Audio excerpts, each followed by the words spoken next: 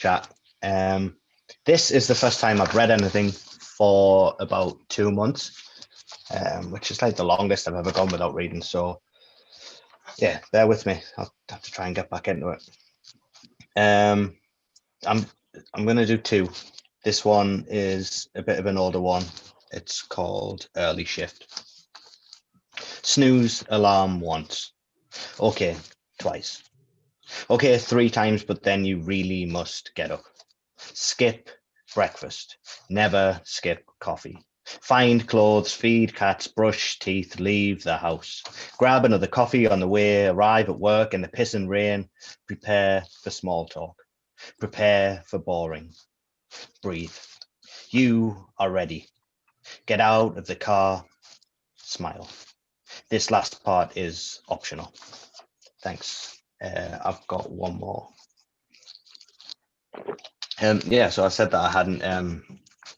Coffee is essential. Although I am currently drinking tea, which I've fallen back in love with. So I said I hadn't performed in a while, which is true. But I've only written one thing in the past long while. It's been a while. So this I actually wrote last week. It's the only thing I've written this year, and it's called Nothing to Report. The holidays were quiet, just us alone with the animals. Snow came, then went, then came again. Christmas was spent entirely sober, despite my best efforts, but lately the taste just does nothing for me. It's been 23 days and I don't miss it. Time away from the screen has served me well. I don't mind walking now. In fact, I'd almost say I enjoy it. When walking, I find it always helps to have a purpose. It's the same with most things. My purpose currently hangs around my neck, but carries no weight, only serves to lighten the load. One shot at a time, I find myself again. Piece by piece, it keeps my hands busy until they make their way back to the page. Thanks. So I haven't been writing much. I've just been, I got a camera for Christmas and I find myself going out every single day with it. But I still love poetry. I'm really, really glad to be here. So thanks, Finn. I'm really looking forward to seeing what everyone else is going to do. Thanks. Thanks, Andy. Andy was actually Choose Life was the very first Zoom show that I ever did. I found it through Fiona James Brown. Yeah, it was the very first one I did. First one I found. Thank you. And Erin should be here because she said yesterday she bought a bottle of wine yesterday but didn't open it. She's keeping it for tonight. So that sounds like Erin. Unless she's finished it already. Yeah, she is. Yeah. Thanks. She's here. Hi. Right. Move on now. We're crossing right across the other end of the world now to Kelly Van Nelson. Take it away. Morning, everyone. And I wish it was 9 o'clock, but it's not. It's Monday morning, 6 a.m. and I've literally just rolled out of bed in Sydney. So good to see you all. And I'm very jealous if you're on the wine.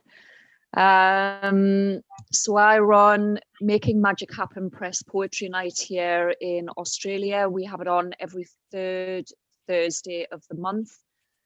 It's myself and another poet. I'm in Sydney and another poet from Melbourne called Tanya Southey. We run it with our publisher, Karen McDermott. She's quite big publishing poetry. So I've had 4 books published with her and I've got a 5th one coming out soon. So loads of you have seen my poetry on the scene. So I thought I'd do 2 new pieces coming that I've been working on for the new book. The new book is going to be called Retrospective and it's about sort of the childhood days in Newcastle and just growing up there. And I've been playing with the whole sort of 80s vibe and everything going on there. So I thought I'd try a couple of pieces. They're new.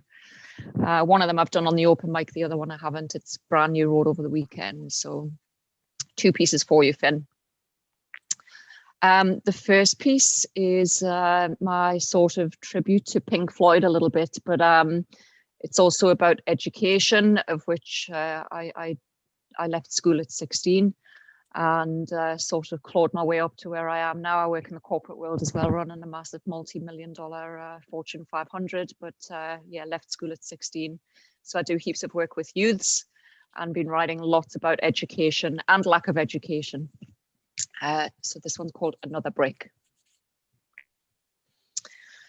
Daddy migrated across the ocean, Newcastle to Saudi, to save tax-free for an Audi, without serving notice on the repayments of our ancient junk wheel liability, leaving no note of departure for the family, nor a single snap in the album to prove his existence, nor a single snap in the album to prove mine, leaving only grief for the living behind and a child's crushed eggshell mind. Hey, teacher, I need education for survival, not to be left alone to fend for myself, but to build along, to develop a curious mind of my own. Rich with self-control, not thought control. Don't leave this kid alone, the same as Daddy did when he abandoned the home, leaving drugs as my only friend to bend the mind into thinking I am worthwhile and have a place in this dysfunctional life. Hey, teacher, I just learnt in the classroom of inclusion, we aren't meant to leave behind forgotten children who dropped between the concrete cracks, helping moss grow over them to hide their ugly existence. We need to share enough cement to help each unique person achieve their destiny of becoming another brick in the wall, creating diverse new structures in a world where there is enough space in life's architecture to rebuild all the broken souls who manage to climb over the barriers of trauma and neglect, and that anyone who provides a rung on the ladder is a hero that deserves all our respect. Hey, teacher, thank you for not being circumspect and changing the curriculum to avoid neglect of the cowering child in the corner. That's that one, Another Brick. And I might do one from Newcastle, just because Andy's just been on before me, so I might just do something a little bit from the northeast, and it's called It Just Is. Our innocent faces were hidden behind a curtain dirt with a thick Thatcher air, streaked with hurt from lack of care, coal abandoned in the ground, production ground to a halt, shipping steel stacked in the yards, solid steel making up our hearts. I'm not proud or enraged or ashamed. It just is. Electric fire in the home, sibling fingers crowded around orange bars, glowing on a Sunday night after bath night, relieved that the usual Saturday night fight was over between mama and step papa. Number 3, or was it 4? We didn't know the man anymore who made us scrambled eggs on toast before packing his bags to coast elsewhere. I'm not confused or abused much. It just is. A hole in my shoe, we plod one way across the River Tyne to lay our hat wherever our home was supposed to be, in the rejuvenated council dumping ground north of the Angel. She waved at us as we passed her by, contemporary arms spread wide, larger than life. Ours weary, lugging the modern family baggage heavy with bricks of hope needed to build a new life, in a city rife with a future carved with a sharp knife, putting deep scars on my wrists because it was easier than putting a smile on my face with yesterday's socks on my feet. I'm not messed up or put down by the people who look down their nose. It just is. Crossed the Tyne Bridge again and years later, marvelling at a green paint which made up for the absence of green grass decorating river banks, knowing I would not return anytime soon to the tune, but a way I would always see the world in all her black and white glory, forever a magpie, born a Geordie, never resentful of those to the south past Tynemouth or beyond. I couldn't care who is from where. Hey, you, over there. It just is.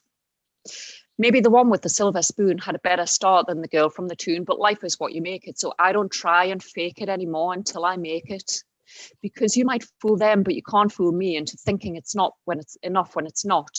And you don't want to rot in the bottom of the gutter with the ones they forgot to fish out.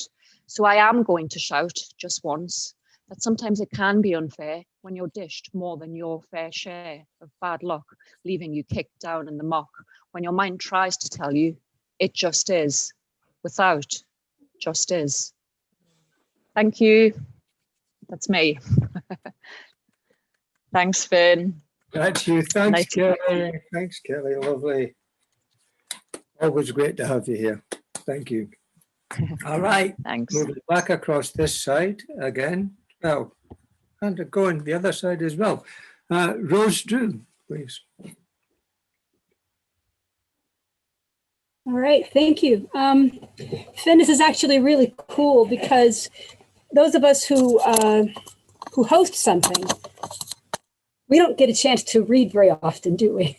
We're too busy having people do their stuff. You know, we just don't read at all.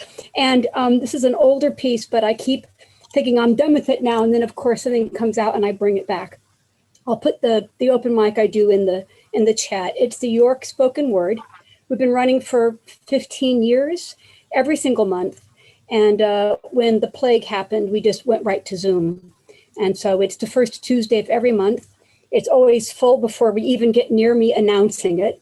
But people often get on the following month. And we have about 40 people read. And it just goes on until about 11 p.m. And it's a lot of fun. You just hear amazing things. It's amazing. Anyway, this is an old poem, and I can't help it. But when I saw the figures from the Crown Service just not even bothering to prosecute rape at all, I can't, this is, right, okay, never mind. This is because years ago, someone said they were sick of feminism, and this came out.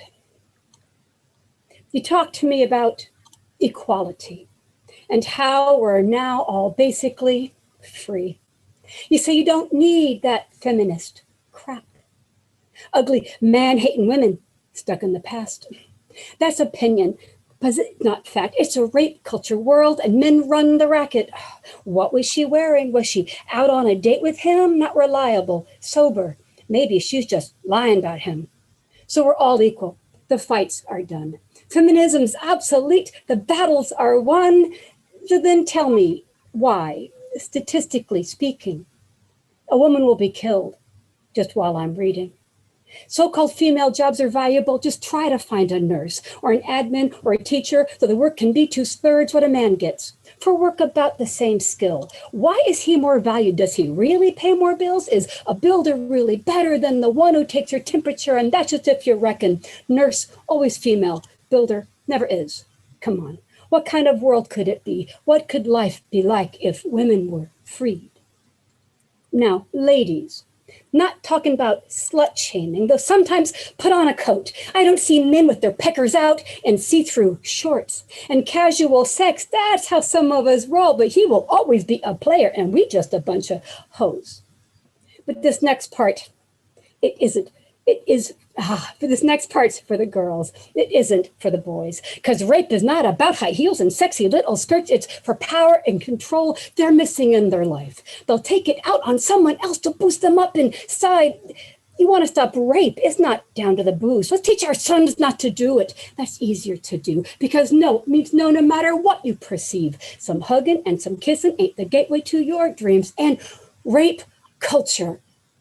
What the fuck is that? We had roofies in the 70s, but now they're hunting in packs and the little bastards film it. They'll post it on the web till the victim's raped again. It's messing with their head. Next thing she kills herself. Yeah, now your victim's dead.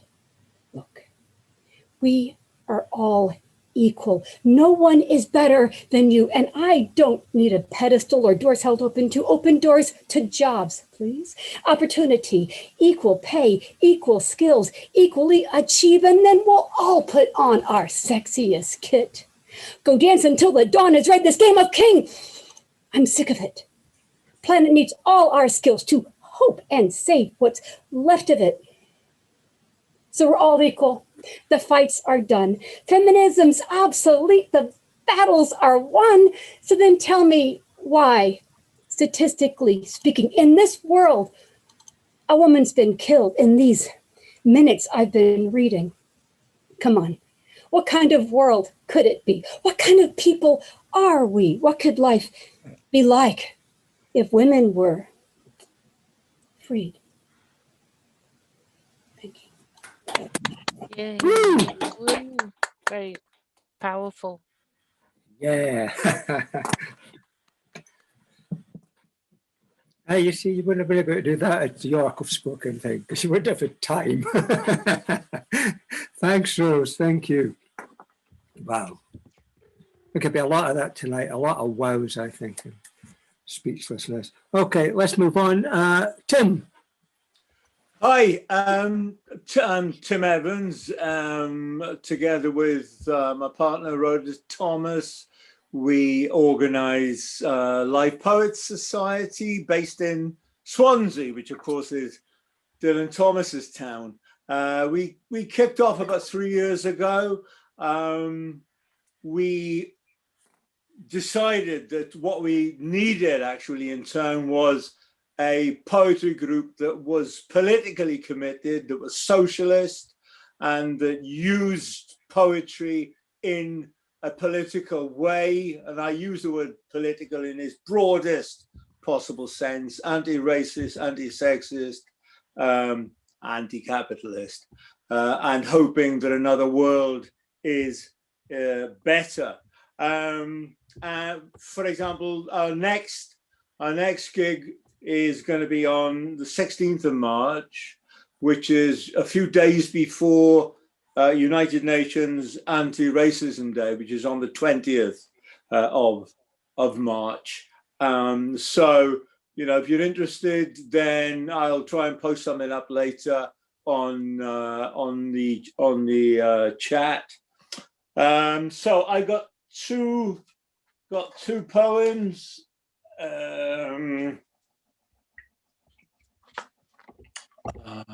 One of them, hang on. I was finding the damn things on it. Right, okay. This one, I think, exemplifies what I mean by political poetry. This one's called Scary Monsters. It's got nothing to do with David Bowie, but it goes like this. You might think to find the scariest features on zombies, vampires, and other such creatures. And features means not just the physical kind, but also psychological traits of the mind. But I tell you, the ones you should really dread are not Bigfoot, the werewolf, or the living dead, Frankenstein's monster, or ghouls when they're hungry, evil clowns, Godzilla, mutants, or the mummy. The creatures I mean live much closer to home, not in some dystopian twilight zone. They're seen around town in the smartest bars, in their Gucci loafers and their luxury cars. They're wreaking havoc on the poorest people. Their sense of morals is completely fecal. They shit on the disabled, driving them to death. The stench of murder is on their breath. These are the monsters we ought to beware. It's Prada, Armani, Dior that they wear. Forget the zombies and all that malarkey. The real monsters are in the Tory party. Okay, that's number one. And I keep changing my mind what I'm going to bloody read. But I will read this one, which is part of a much longer poem. The other thing Rhoda and me organises in Llanelli, my hometown. In 1911, Churchill sent in troops who shot dead several people. And so we organise every year a commemoration of that. And I wrote quite a long poem called The Headlong Stream. This is the end of it. The strikes were called off. And although the people fought, there was no world revolution. What happened instead was world war. But that's another story. And in the tin plate town, the murders were drowned in guilt and shame as the chapels and the press and the local krachach, terrified at the Bolshevism that had blown up in their faces, spoke of slavering mobs, disgraceful disorder, and the Cwmwl Cywili's, the cloud of shame it had brought upon the town. Somebody's not muted, by the way. And the authorities whitewashed the worst injustices. And the graves of Jack and Leonard still moulder up at Box. When a dam bursts, who can control the water and the way it flows? Some got drunk, some stole. Well, what of it? What has been stolen from them all their lives made the cakes and the sides of ham seem small change. Don't blame them for their night of riot as they struck back against the murderers who had come unbidden to their town, and against their masters who treated them worse than their hunting dogs, worse than their sheep and cattle. Don't blame them. Salute them for their pig-headedness, their humor, their hoil, their nerve under fire. We too will need that strength for today and tomorrow.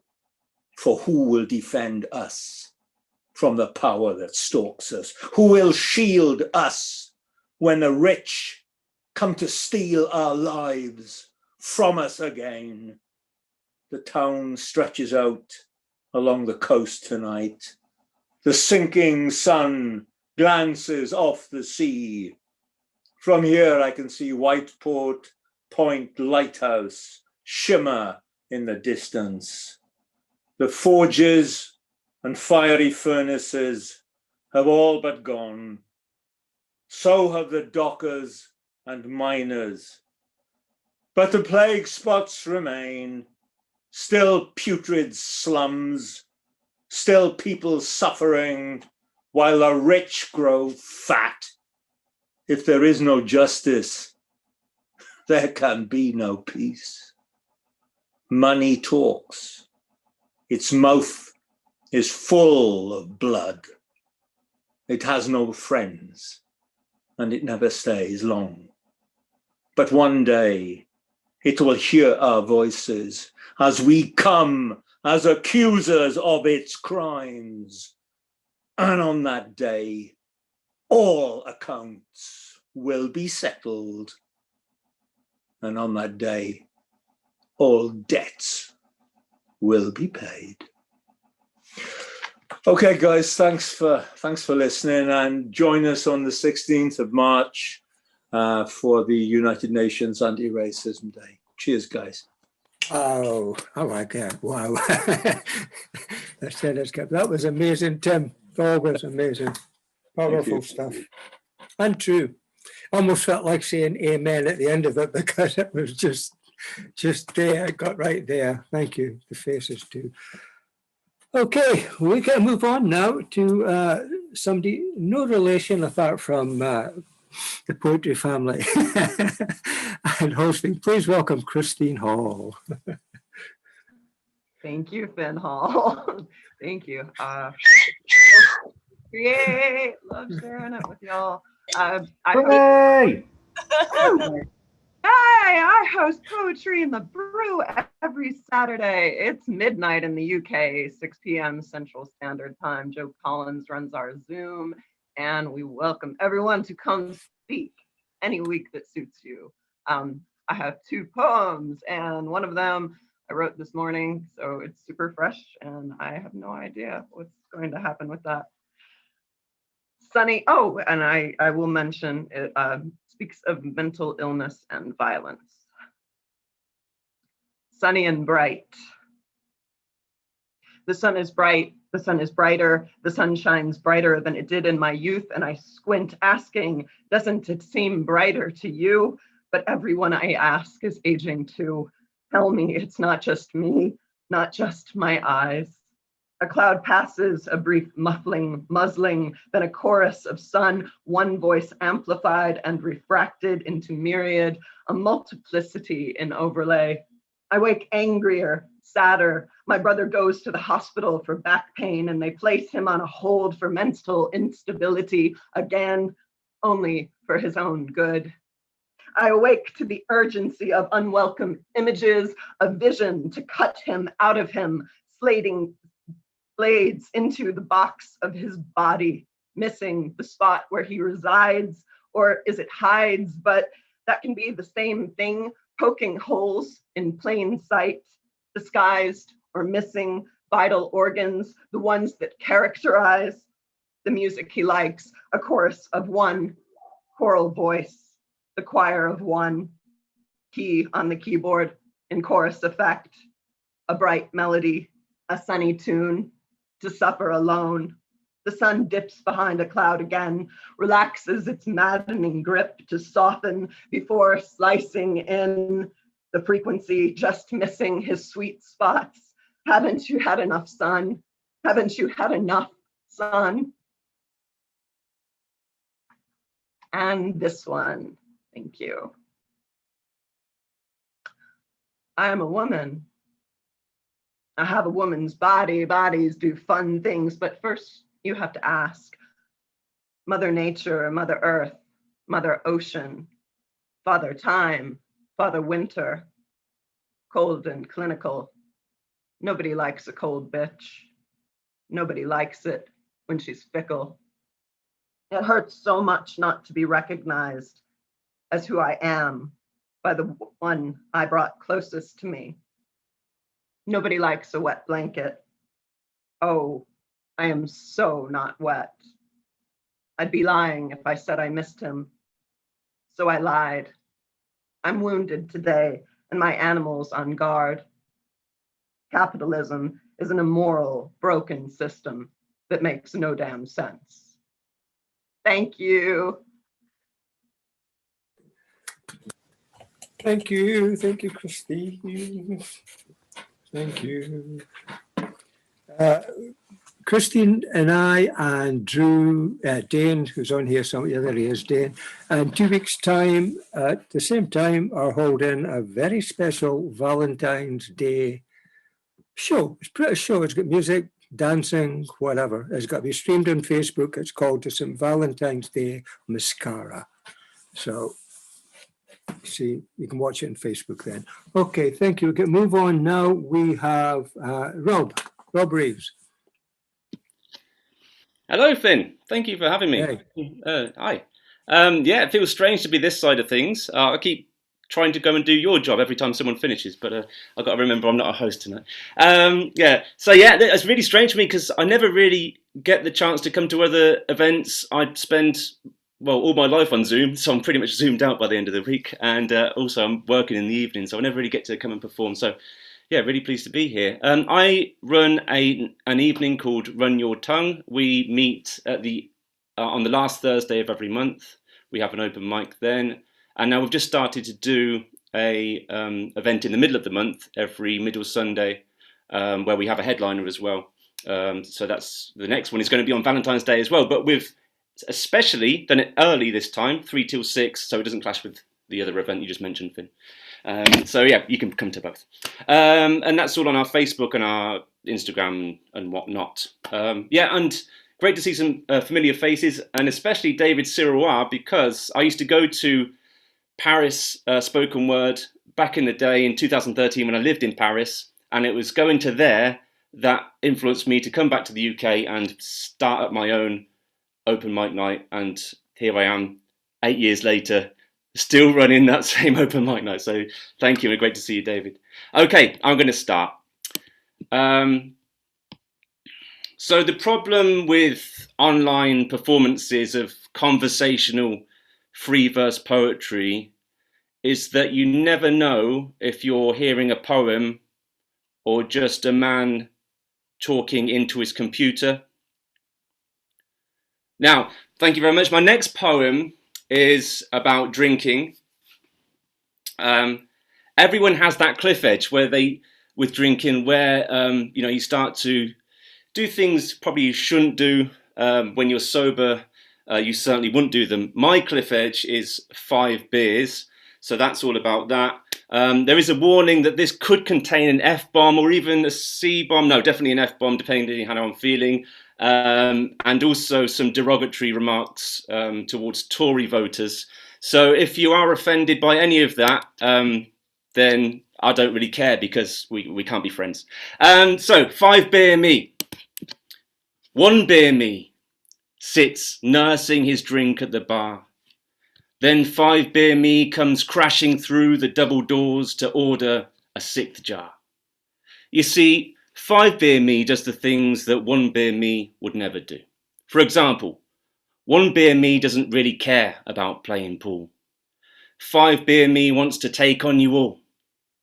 1 beer me might sit sipping a single craft gin. 5 beer me's already getting the Jaeger bombs in.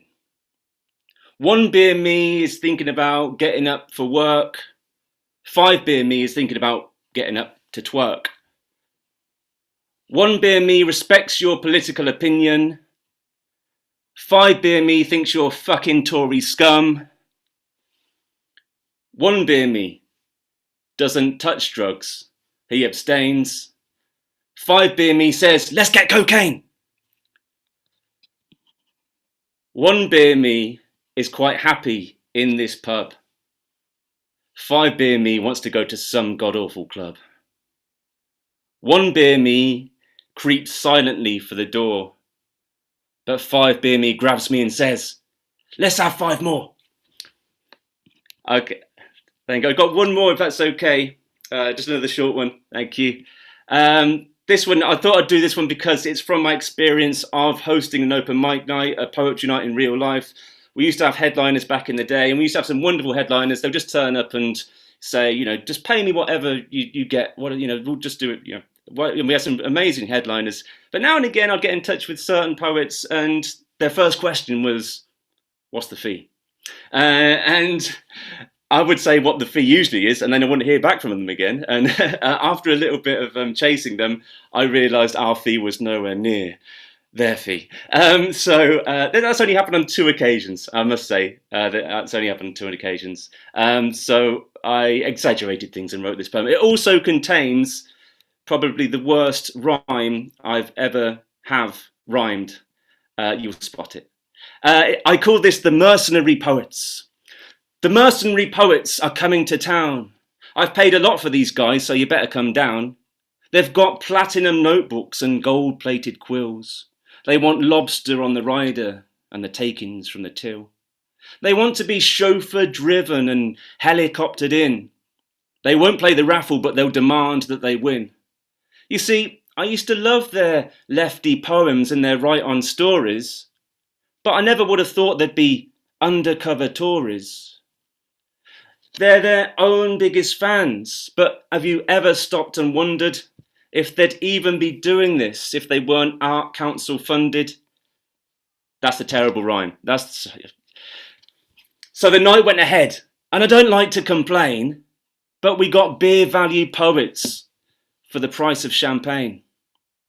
So we accepted their conditions and quadrupled the fee, but no one turned up except the mercenary poets and me. Thank you very much. Undercover Tories, yeah, there's a lot of them about. A lot of them about in the world. Thank you. Right, Andy N. Hey guys, you all right? Yeah, my name's Andy N. As Ben just said, I cover a night over in Stretford called Speakeasy. And Speakeasy is we took the literature open mic, because that way then we let people obviously want to read literature or prose, flash fiction, whatever. It's on the first Wednesday of every month on Zoom. I'll put the details in the box later, so no problem with that. So I'm going to do 2 poems tonight, and we started off Speakeasy, me, my partner Amanda Steele, and our friend Steve Smythe, about 3 years ago now. And it started off in person, as everything else does really, for the last 2 years. Then the last year it's all been straight on Zoom, so it's enjoyable. Okay, I'm going to do 2 pieces tonight. Now, as I said before, I'm originally from the Stretford area, which is like South Manchester. I now live in a different part of Manchester altogether. But this first piece I'm going to do tonight covers the journey of where I lived in that area in South Manchester. It'll give you a good feel for me as a person then. And this is called Migration. The flat near Longford Park is still a huge mystery and got demolished shortly after you moved. You don't remember much about Moss Lane East, apart from one winter there when the boiler kept breaking down, reducing the window to floods of tears. You only remember that first spring on Barton Road when your football smacked your sister that hard in the mouth. Your mother must use 20 buckets of water to wash out the blood. By the time your brother arrived, you'd moved just up the road, and within a week of moving, ended up going to your nana's funeral and didn't stop crying on the wake. Ripon Road, where 2 of your cats was buried, was less happy, as was Chatsworth Road, which is opposite your old high school, which nearly expelled your brother. Now, of course, you live in a different town, with memories like sails in the mist, bleeding over the sunset, etched in the past like closed factories, windswept in a wordless language. Okay, guys, that's my first piece. Let me chamber of books now. The other one I'm going to do is a much newer piece, this one. It is a new piece, this one. Now, when I was doing that first piece, which is an older piece, I was reflecting on it fairly recently, and I thought to myself, all those play dresses I lived at reflected who I was as a person. But what I wanted to try and do here on this other piece I'm going to do tonight was look back at the places that I nearly moved to, and it shows you how it reflects your life in a different way. So this is called Open Ground. Later, you asked me to move with you when I was 20, but I couldn't do it, saying it wasn't right for me. And we drifted apart when you told me you felt the same about Manchester. 29 I was when the landlord asked me, when I looked at that bedsit 15 minutes walk from Greenwich Council, before the council then told me that the job was only temporary, and I did end up taking it, or the bedsit when I saw nice. 32 when I fell in love with Kent Town and spent a month on and off your sofa and your ex-boyfriends before giving up when I couldn't get a job there, and stumbled back to Manchester, our relationship in pieces. Feeling regrets in my heart every time I nearly moved away and ended up returning back, barely able to look at myself, inscribed in memories, ramifying inside me in rage, pent-up emotions, telling myself each time it was for the best, casting an obituary over each segment of my life, wrestling in darkness with my sadness, leaving me facing the music every time I moved on, building home after home after home, whether on the coastline, crushed on the London Underground, streaming down the sunset until I found my real home inside my heart, not inside a suitcase. Cheers, guys. That's me done. I'll put the details below about Speakeasy and all bits and pieces. Okay. Thanks again, Finn. It's been brilliant this tonight, mate. Cheers, mate. See you all Cheers, soon. Andy. Thank you. And you have to catch Andy's podcast. They're all particularly very interesting, especially the one he did with some Scottish pointer a few months ago. That's quite good. Thank you. All right. Okay, let's go across the west coast now of America. Deborah Ramos. Oops. Okay, that's me. Hi, thanks, Finn, for putting this together. This is so cool. I'm in San Diego, and I brought a couple friends with me. The first one I'm going to read is called Summering in the Desert, and I wrote this in the summer of 2019. There was a family of 3 that was crossing the Rio Grande, and the father and the baby drowned as they were trying to cross the river. And I live close to the border, so, and then I know people, there's a group here called Border Angels, and they'll go in the desert and leave jugs of water and clothing and blankets and food and supplies for these people that are seeking asylum and crossing the desert. And oftentimes the Border Patrol will go out there and dump the water out, which is not cool. Okay, summering in the desert. They told us safety is everywhere. So we started walking across the desert, my family of 3. They told us water is everywhere, but we only found tipped plastic jugs emptied onto the dusty sand. They told us asylum waits on the other side.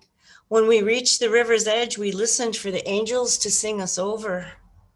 But all we heard was the scorching howl of coyote at our heels.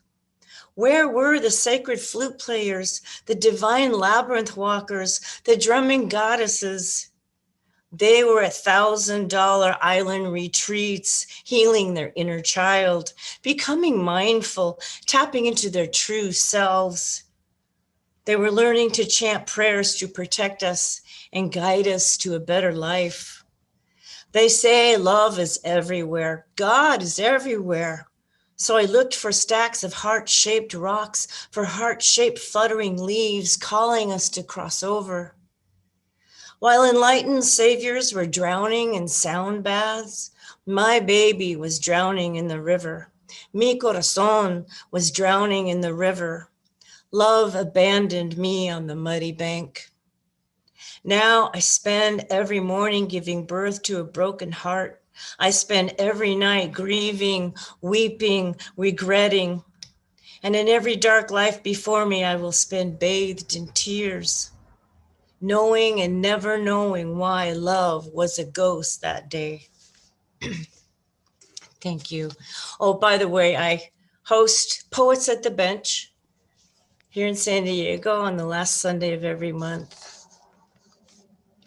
My next poem, I got two short ones. Sins of the Holy Mouth.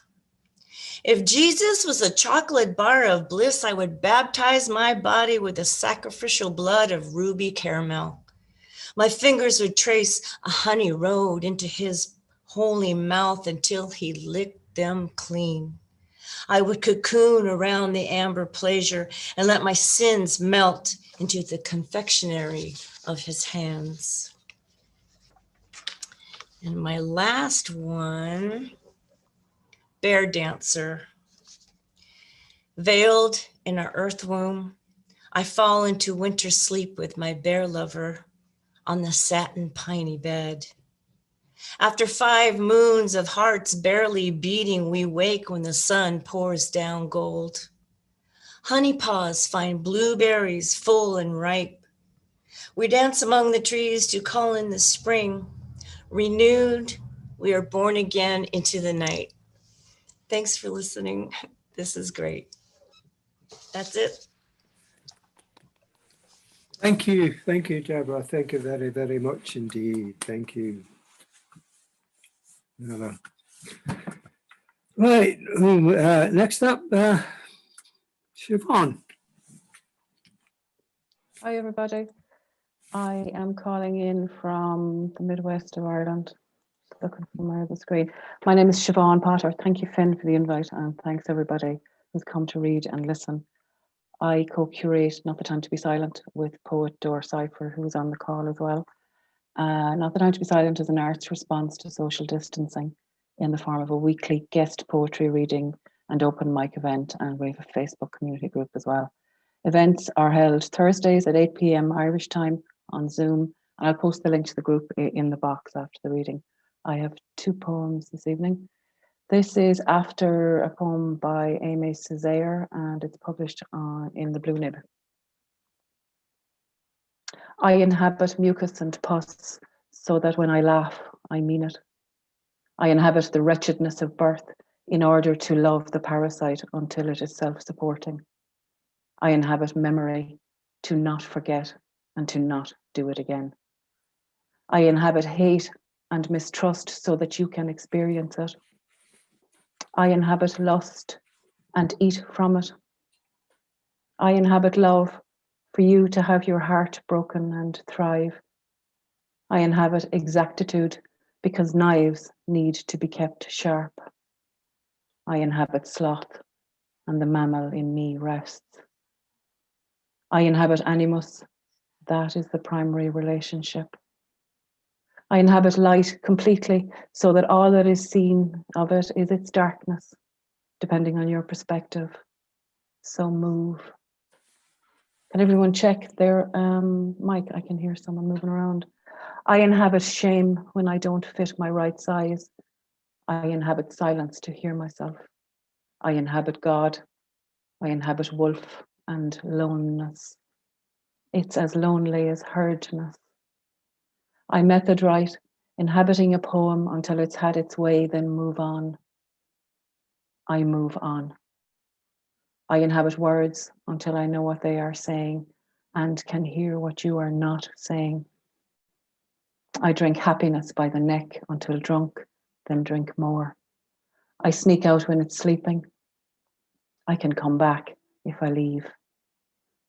I'll inhabit shit for you when you won't. I will digest it and give it back in edible form. I inhabit good enough. I inhabit mother. And the next poem is published in Murmurations, the Journal of Transformative Systemic Practice. Poetry lacks the capacity to be cavalier and to pass by. It's a drive-by connected to landscape in service to its collision potential. The pandemic cyclist, his spit weaponized, collides with bludgeon, a word I never utter, but I saw this and I thought of you, and not in a postcard kind of way. Distance tries to happen, passing by. What if someday I stopped? In frosting it, would we collide less? Would it make any difference or matter? Does any of it, is any of it matter? You stopping to be seduced by green tea and bare feet in the garden to return via haiku. And now, still passing, feeling the passing, I pass. That's me done. Thanks, everybody. Okay, thank you, Siobhan. Thanks for coming. Thank you. Oh, delightful stuff. Wow. It's such an honor this tonight, and just hearing so many great people that I haven't heard before too. Okay, here, next up should be, I don't know, pronounce it, Daudoa. Don't seem to be here. Okay. Okay, Amy Hoskins. Hello there. This is awesome. I'm enjoying everyone's perspectives and experiences on the world and their crafting of the words differently. It's just everybody brings so much to the table. I'm just having a blast. So thank you. I host a Gestalt Poetry Open Mic, and I'll put a link in at the end with the Facebook page and all kinds of stuff. So it's once a month. Okay, the first one, catch my breath, is Inheritance. Crescent moon claw brooch in thinning black velvet sky. Grandmother's pearl sits glowing soft inside a drawer back home. Street bulb eclipses all but a highway, winding wingless asphalt flat. Cold and blunt-edged hand without thinking fingers, without the clutch of time ache. At night on a road where lights are few, the radio off, windows down, silence in motion, the breath of speed. Space, give it back, cautious as a sage. Paintbrush and essence free and loose of us, and back and forth the pulling, acceleration into the curve. Watch you don't take curves of chance and change too, helter skelter, break you into bits and billions where you are not. Came. Grandmother's moon, grandfather's highway, streetlights string the fates. And that's the first one. The second one is called Weak. And this is an older one, just so that you know this is not my current experience, but it's fun. Okay. She eats flowers on Tuesdays, blue ones, otherwise she doesn't care. Her eyes turn blue, flown away the petals, sparks from her tongue. She wakes up late Wednesdays and of course years wondering where she has dreamed and where she was real. Asleep in her screams, tears the sheets of paper from her dandelion body without a wish. Thursdays, she reads the sky winds, listens clouds, nibbling on her fingers like a squirrel who knows the storm, scatters up her mind to look across and down, up without ground. The petals are so dry by Friday, and on curbs and corners she sells them as feathers to tourists, to whom everything quaint has a price. And she dance, and she dance, and she dance until she float. Saturday, her lover haunts her past, but does not find her diamonds, and her breasts, they bud for him, and she swell and bloom with blood. Sundays, all his dream of youth, and maybe her fruit thrive and fall into their mouth with truth. The ice of Monday chills her through to sap. Before he leaves, they burn the harvest remaining, and he leave her writhing with loss. In the flame of his mouth, the vision smelted into blade for the pruning of her deaths, counting of her cycle. I have two short ones more, if that's okay. This one's called Precious as Bees, and this is a more current poem. Love is an art form I'm learning with honey hands. The blue leaves of night unfold inside my mind, but confusion remains like a vice below, which yet retains its magic, wonder somehow, despite the world, right? From whence the music comes, the memories, ability to relate to common sufferings around the planet and here at home. Home is where the heart is. Love is an art form, a shape among shapes of you, moods and blues, hands among you. I'm learning with honey hands, under a world, within, among a world, realities that go off in a second into beauty or violence. These days are precious as bees, I say, as the very words between us, honey. And I have one more that's really short, and it was written completely with refrigerator magnets. I don't have a picture, but it's true. Okay. Purple summer beneath diamond sky goddess, forest mother sleeps after red day. Swim here, recall those from languid sun and water, and one from lazy garden feet together must beat like cool mist sea. Worship, be, soar, above, though time moan, picture when ships were beauty gowns. Please say hot honey light, woman shine, moon delirious.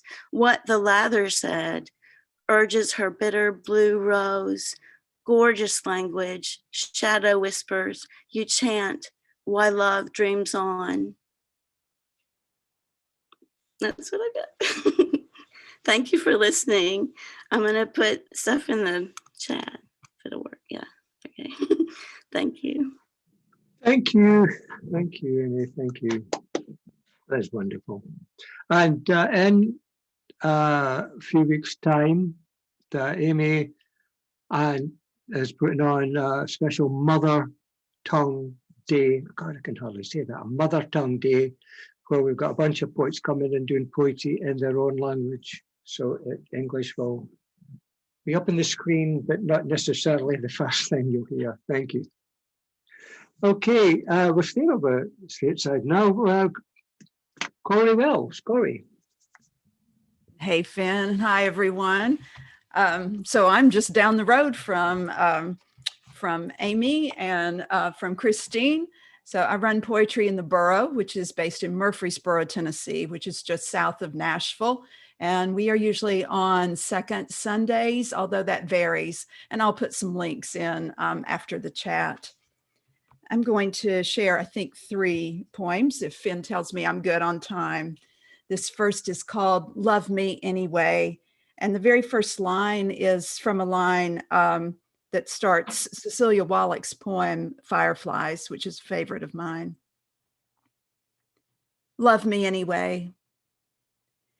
And these are my vices: envy, sloth, sugar, butter, salt, sweet wine in screw-top bottles, cheap, sparkly jewelry, and saying yes to every good cause and even some lost ones.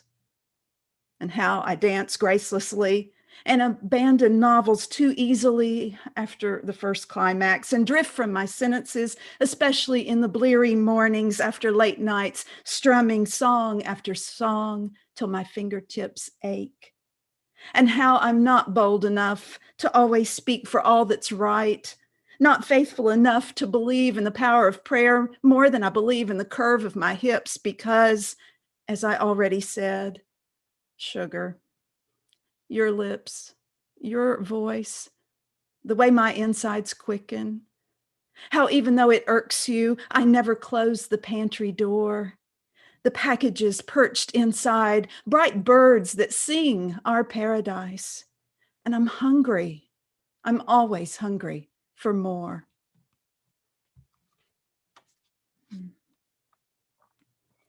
Thank y'all. And this next one is called So Long to the Good Old Moon. And that is a headline from Life magazine in 1969. There were several issues of Life magazine that were devoted to the United States going to the moon, landing on the moon. And this was an article that was about, wondering how our perception of mythology of the moon would change. But I just like the title, and as one of the lines says, I wanted to be an astronaut when I was young, so that's kind of the inspiration for this piece, and a lot of living. So long to the good old moon. When I was young, I wanted to go to the moon, but I've only made it to Milwaukee, which is to say I have learned about adjusting expectations. When I was young, I planned to move to the big city, any big city, but my hometown grew and grew in a labyrinth of commerce around me, which is to say only certain bodies at rest tend to stay at rest, not to mention good urban planning is a must. When I was young, I was going to drive a Porsche 944 flat on the floor, but I've been all four-door sedans and minivans, which is to say I had kids I was not planning and a husband I was not planning, the latter of whom came into my life wearing plaid pants, which I don't know about you all across the pond, but over here, I was not planning on that. Which is to say that love is the unbalanced force unnamed in Newton's first law. And I learned early on, one, to accept people as they are, even if they have no fashion sense. And two, planning will only take you so far. But love will take you everywhere, even to Milwaukee in winter. Which is to say, although I reserve the right to complain, we do what we have to do. Older now, I take uncommon pleasure simply anticipating an afternoon cappuccino from a powdered mix, which is to say, life is improbable. And if you look, you'll find a galaxy in your cup, perfect and round and spinning. Thank you. One real short one, Finn, is that good? Okay. And so this is dedicated to all of you. I wrote this about, and I don't know about y'all, but here where I live, finding a place, of course, when it's not pandemic time, but having a regular place for us to meet has always been such a challenge, ongoing. And so anyway, this is just about finding that place to build, to engage, to awaken your community of poets. And thank you all for what you do through pandemic and at other times too, because I know that you're vital to your communities. Pack up your house of preconceived notions. Find a new place that seems too small. Prop its purple doors wide as a bell, bidding neighbors, strangers, even the bow-tied rabbit to gather fireside with ember dreams. Feed them cobbler and Irish cream, then ask them to sing. Listen, it's the hymn of some forgotten poet. Soon every empty bowl will thrum. Thank you again for everything you do and for your attention. Oh, thank you, Corinne. Thank you for coming tonight. An absolute pleasure. Absolutely. And that last one, yeah, we're all agreeing with that. Okay. Next up, you please welcome Peter Rowe. Yeah, I'm here. Hello. I'm Peter Rowe. I'm from Bridport on the coast of Dorset, and I'm host of, or one of the hosts of Apothecary. There's 5 of us that host it normally, so can't take all the credit. We've been doing it for 5 years. We had our 5th birthday in December, and we're second Tuesday of every month. So, okay. Right. This one's called The Prison Visitor. I ask you how you've been. You talk about your day, about the governor who keeps you in and the reasons you have to stay. You say that when you're ill, the governor's very kind, a rock, supportive, helpful, behaviour you don't mind. You say that he will shout and rage at any mistake you make, how he controls the budgets and your financial stake. This roller coaster of emotion where the journey makes you ill, the talk of how you're nothing is how he keeps you still. He has moments of sweet and kind, but then he'll flip once more. Verbally abusive, loud, coercive, he'll make you feel unsure. So you retreat to your room to reflect on this loving hell, the mental walls that hold you in your high security cell. It is only the governor's conditioning that keeps you locked inside. But I will keep on saying, the doors are open wide. If you can find the inner strength to finally scale that wall, I will give you the help you need and catch you when you fall.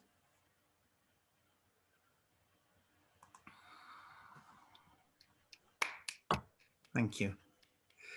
This one's called Join the Dots. What has happened to common sense, the basic rules of cause and effect? You don't need to be a genius. You just have to join the dots. Schools are opened and COVID spikes, lockdowns relaxed, infection hikes. Do you really need a diagram? Can you just join the dots? 50,000 new cases 2 weeks after Christmas. Can you see what's happening? Can you join the dots?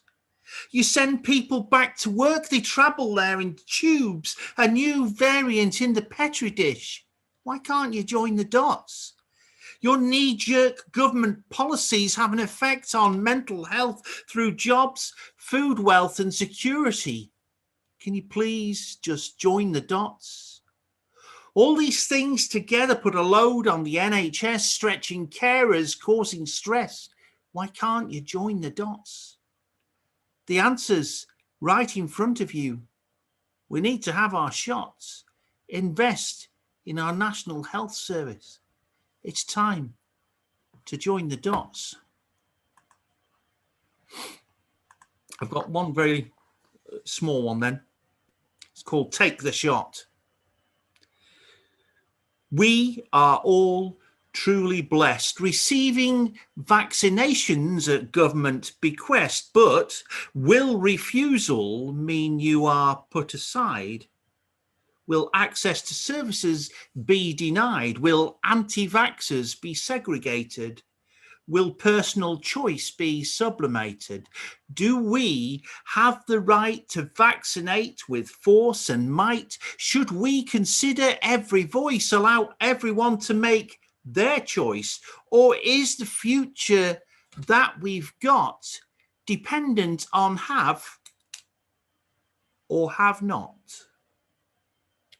Thank you very much. So it's second Tuesday of every month. Thank you, Peter. Thank you. Yeah. A lot of nodding in agreement and fist pumping in that one. Thank you. Great stuff. Okay, moving down closer to the break now with Howard Ben. Howard. Hi, Finn. I'm based in Leeds and help run Soundbites Poetry, which is the second Monday of every month. And we meet at 7 o'clock. We have a headliner and open micer. This is my first poem. I've got two. What the chair saw. Emily going to labour. Chess playing Simon become grandmaster in his mind. Mavis knitting old socks. Charlie playing computer games. Grandfather dream of becoming a pirate and sailing the high seas. Grandmother dream of a night on a charger. Oliver telling himself not to be drunk. Andrew conceived. A day darker than night, a night brighter than day for May in May. The chair saw the lunar landings, the Berlin Wall fall, several World Cups and many kinds of decor. 70s wallpaper orange and brown. 10 goldfish die in the space of 12 months. The cats come and go. The second cats come and go. The whiskey cabinets open doors to unreal worlds. The bookshelf fall, it's killed by the word. The chair saw its own patterns fade in the sun, one caster replaced. The stitching of one arm come undone. Mavis mend the arm, Mavis's arm mend. 10 cigarette burns and a bright red soup stain. And today the chair will be reupholstered. Thank you. And my last poem is called Love's Cost is Love.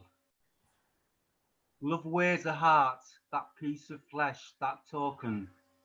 It steals the heart and all it holds. And all it holds should remain unbroken. Should it remain unbroken, it's full of light when it's returned. But what has love to do with me in darkness? She stole my heart with knowing hands. She hid my heart in distant lands. Love's light is lost. That is the cost. Out of love I rise, for out of love I am. Thank you. Cheers. Thank you, Howard. Thank you. Really clever point about the chair. I really like the angle you took on that. That was great. Thank you. Okay, one more to go. And this first bit of the list, I think, Nick Lovell. Evening all. It's been amazing so far. I'm Nick Lovell. I'm co-host of Ubi Hive in Swindon. We've been running for 4 years, just coming up to 5 now. Or it'll be 5 in September this year. And since the start of the pandemic, we've been hosting a Zoom event on, well, it started out as was it the second or third Sunday originally, Clive? I can't remember when we started, but now the slams are the first Monday, first Sunday, yeah, and then we're third Friday, third one. Yeah. But yeah, so we'll put the details in the bar. I've brought 2 poems along, and this is the first one. I don't think I'm going to make it. Would you stay and hold my hand? It wasn't meant to end like this. I'd always planned to live to be 100, raise a family, build a home. But those dreams, like me, lie ruined, and I don't want to die alone. The lads and me were also keen to come and do our bit, thought we'd all return as heroes like anyone would give a shit. But one by one they've been gunned down, none spared till now, but me. their blood and guts dunging fields from hell to eternity. Are you still there, mate? It's awfully dark. I thought it was only noon. I'm sorry to have kept you here, but I'll be going soon. These guilty bullets burn inside like 1,000 angry bees. I can hardly feel your hand now, mate. Stay a little longer. Please. It would have been my birthday next week. I'd have had a score of years in life beneath my belt, but then this fucking war took hold of us. It twisted things. It brought me here to die. It taught me how to follow fools and never question why. Thanks, mate, for your company, for staying by my side. I never thought I'd be this scared. I guess needs must conquer pride. Tell them it happened instantly. Don't tell them about the blood, nor my gasping breath through gritted teeth, nor my guts strewn in the mud. Don't tell them about my shattered leg, nor the terror in my eyes. Don't tell the truth of how I died. Just pass on my goodbyes. Thousands died at Arnhem, blazing pit of 20 hells, where the devil danced to the endless beat of 1,000,000 artillery shells. Where I held a dying young man's hand till his final rattled gasp. Felt his hand clutch mine that one last time. Felt him shudder as he passed. Felt the anger, rage and sickness tear apart my tattered mind. Felt the helplessness, the terror, at the touch of graveyard lime and new. His youthful face, now still, would live with me for all my time. Thank you.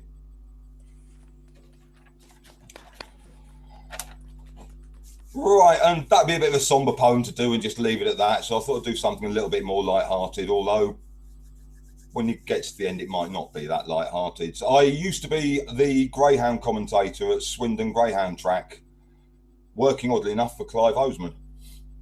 And despite my repeated requests, they wouldn't let me do the commentaries in the form of little poems. So I thought I'd flip it on its head and do a poem in the form of a greyhound commentary. It's called The Race of His Life, and it goes like this. Ladies and gentlemen, there's now 1 minute's betting remaining until the race of his life.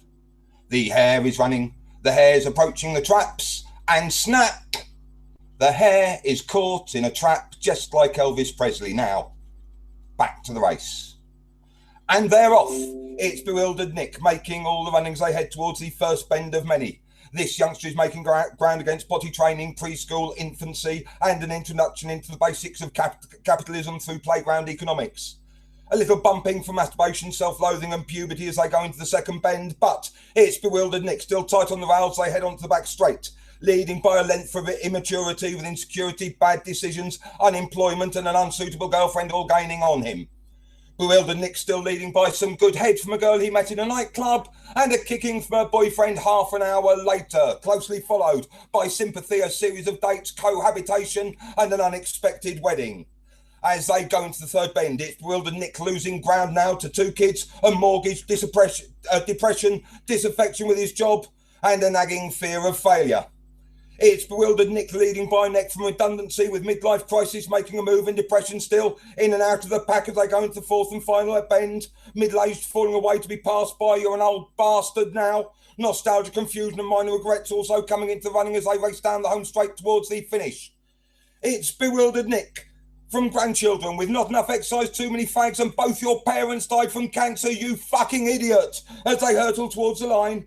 Retirement, boredom and longing for release, now fighting for position with mild incontinence and unusual smells. But it's bewildered Nick clinging on to lead with death close behind as they race the last couple of metres to the line.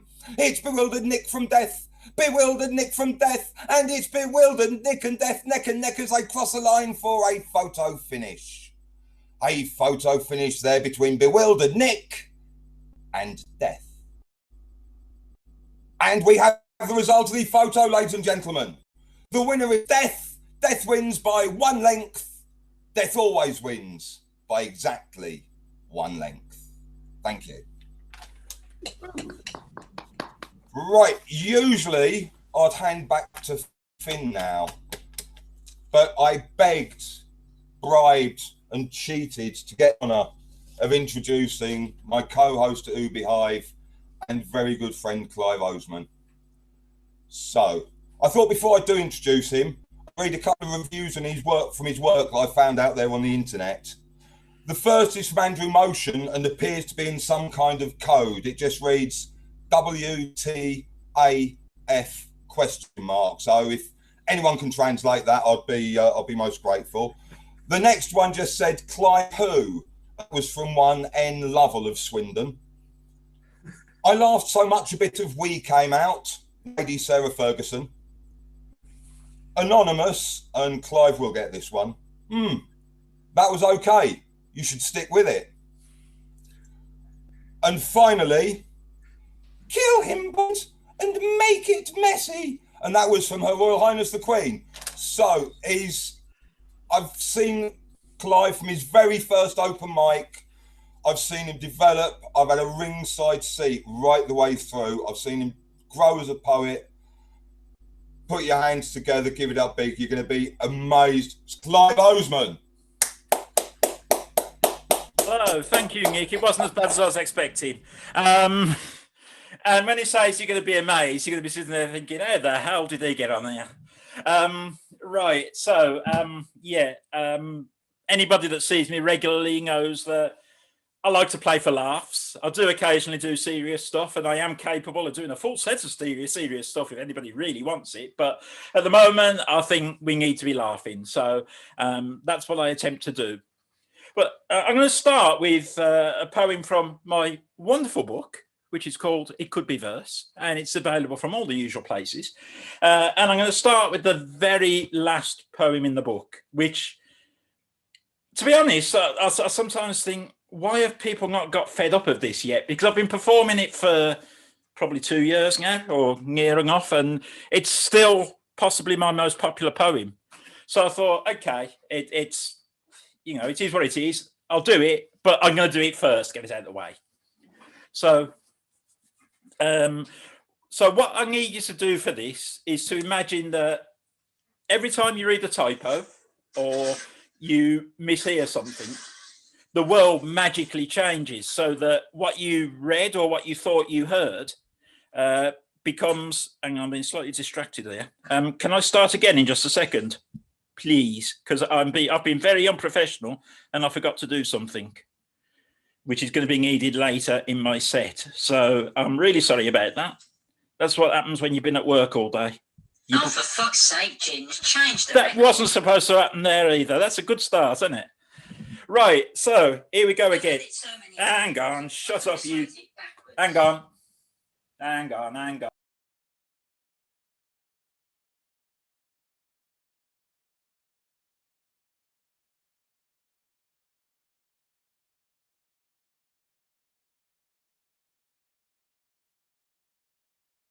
Right, that was obviously done deliberately, just so that you now know that whatever happens, the whole set's going to improve, you know, because I'm not that good. And I thought, you know, if I really mess it up at the start, then they might find some little nuggets in there somewhere that they actually quite like.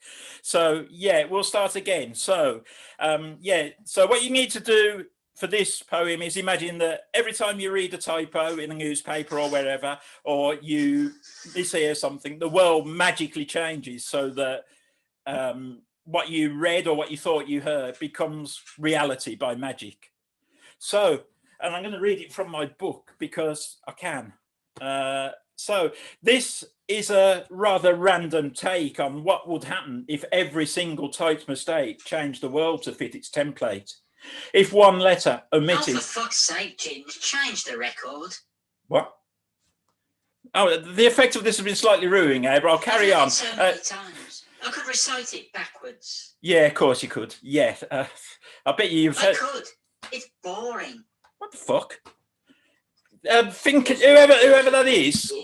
Can you fucking mute whoever that is? Fucking bumming.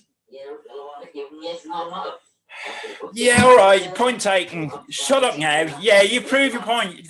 You know why are you doing that? I don't know, but yeah, okay. You can recite it backwards. Well done, Pratt.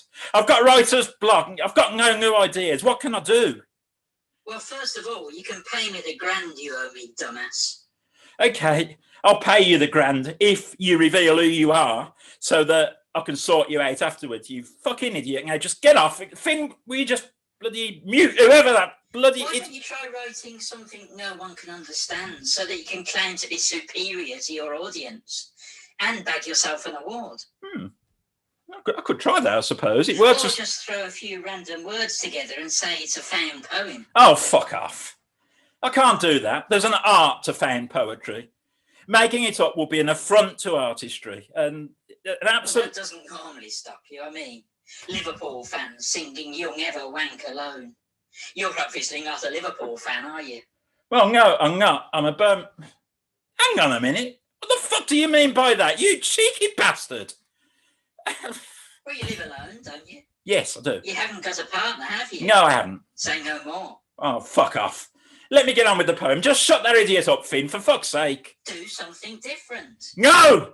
Leave me alone. Do something different, or I'll punch your lights out. Oh, yeah, you'll punch me. How clever you are. You really are. I'm so impressed. If you can't mute the idiot, Finn, I don't know what's the matter with you, but I'm just going to carry on with the poem. We could have some wonderful movies as if the originals needed improving, like 101. Fucking hell! He punched me fucking lights out. He said he was going to punch me fucking lights out. I didn't expect that. Fucking hell. Okay, right. That went slightly wrong. So it's only it's uphill from here. I was supposed to switch my camera off at the end there, and I didn't. So yeah. So that'll teach me, won't it, to try and be too clever and do too many things at the same time. Right. Okay. I'm making a good impression here, but things can only get better. Right. The next one I'm going to do is it's all about children's characters.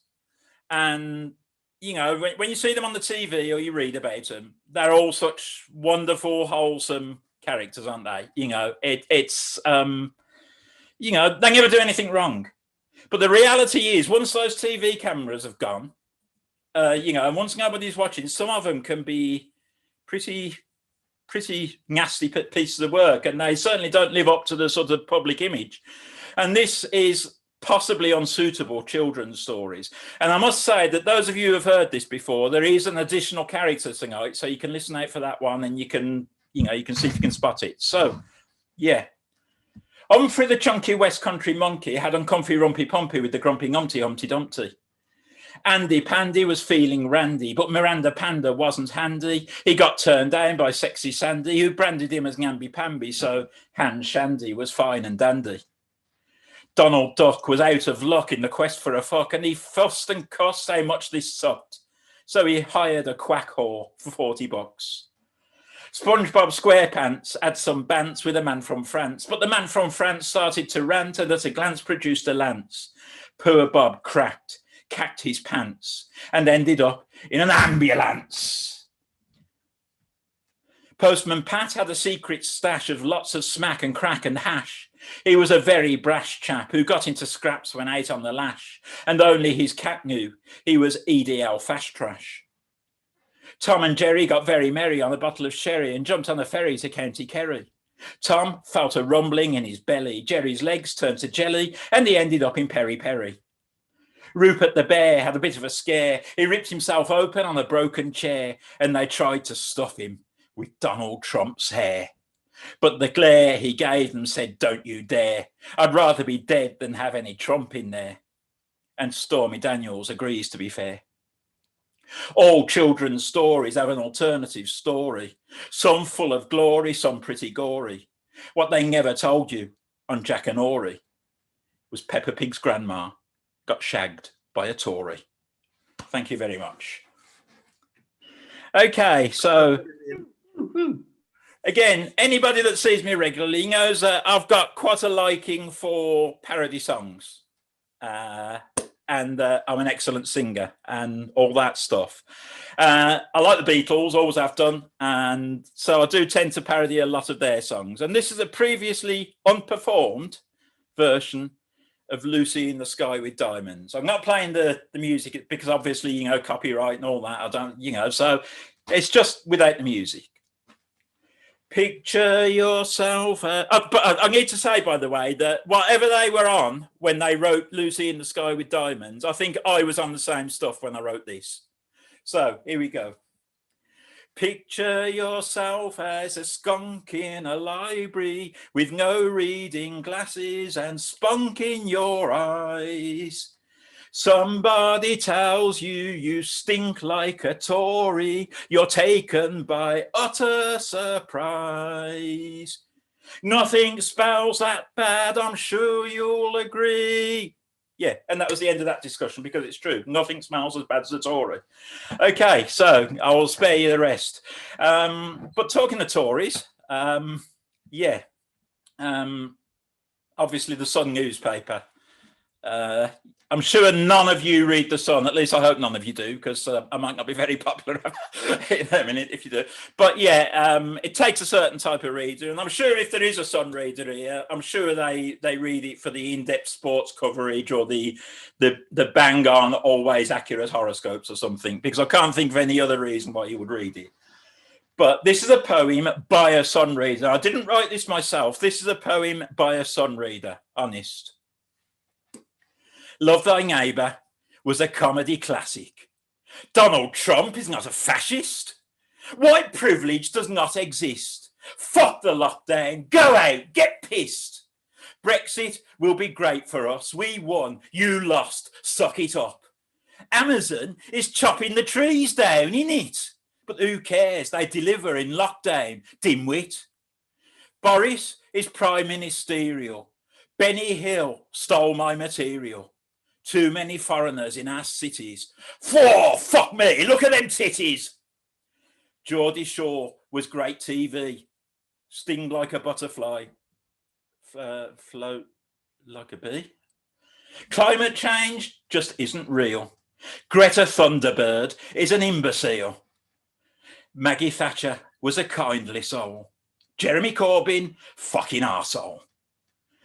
Johnny Foreigner claiming oil. Just how on earth are we supposed to stop him? Deploy the forces. Bish, bash, bosh. Them foreigners don't like his oppum.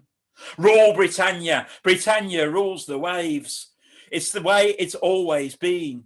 Close the borders. Fuck off Europe. And God save the Queen.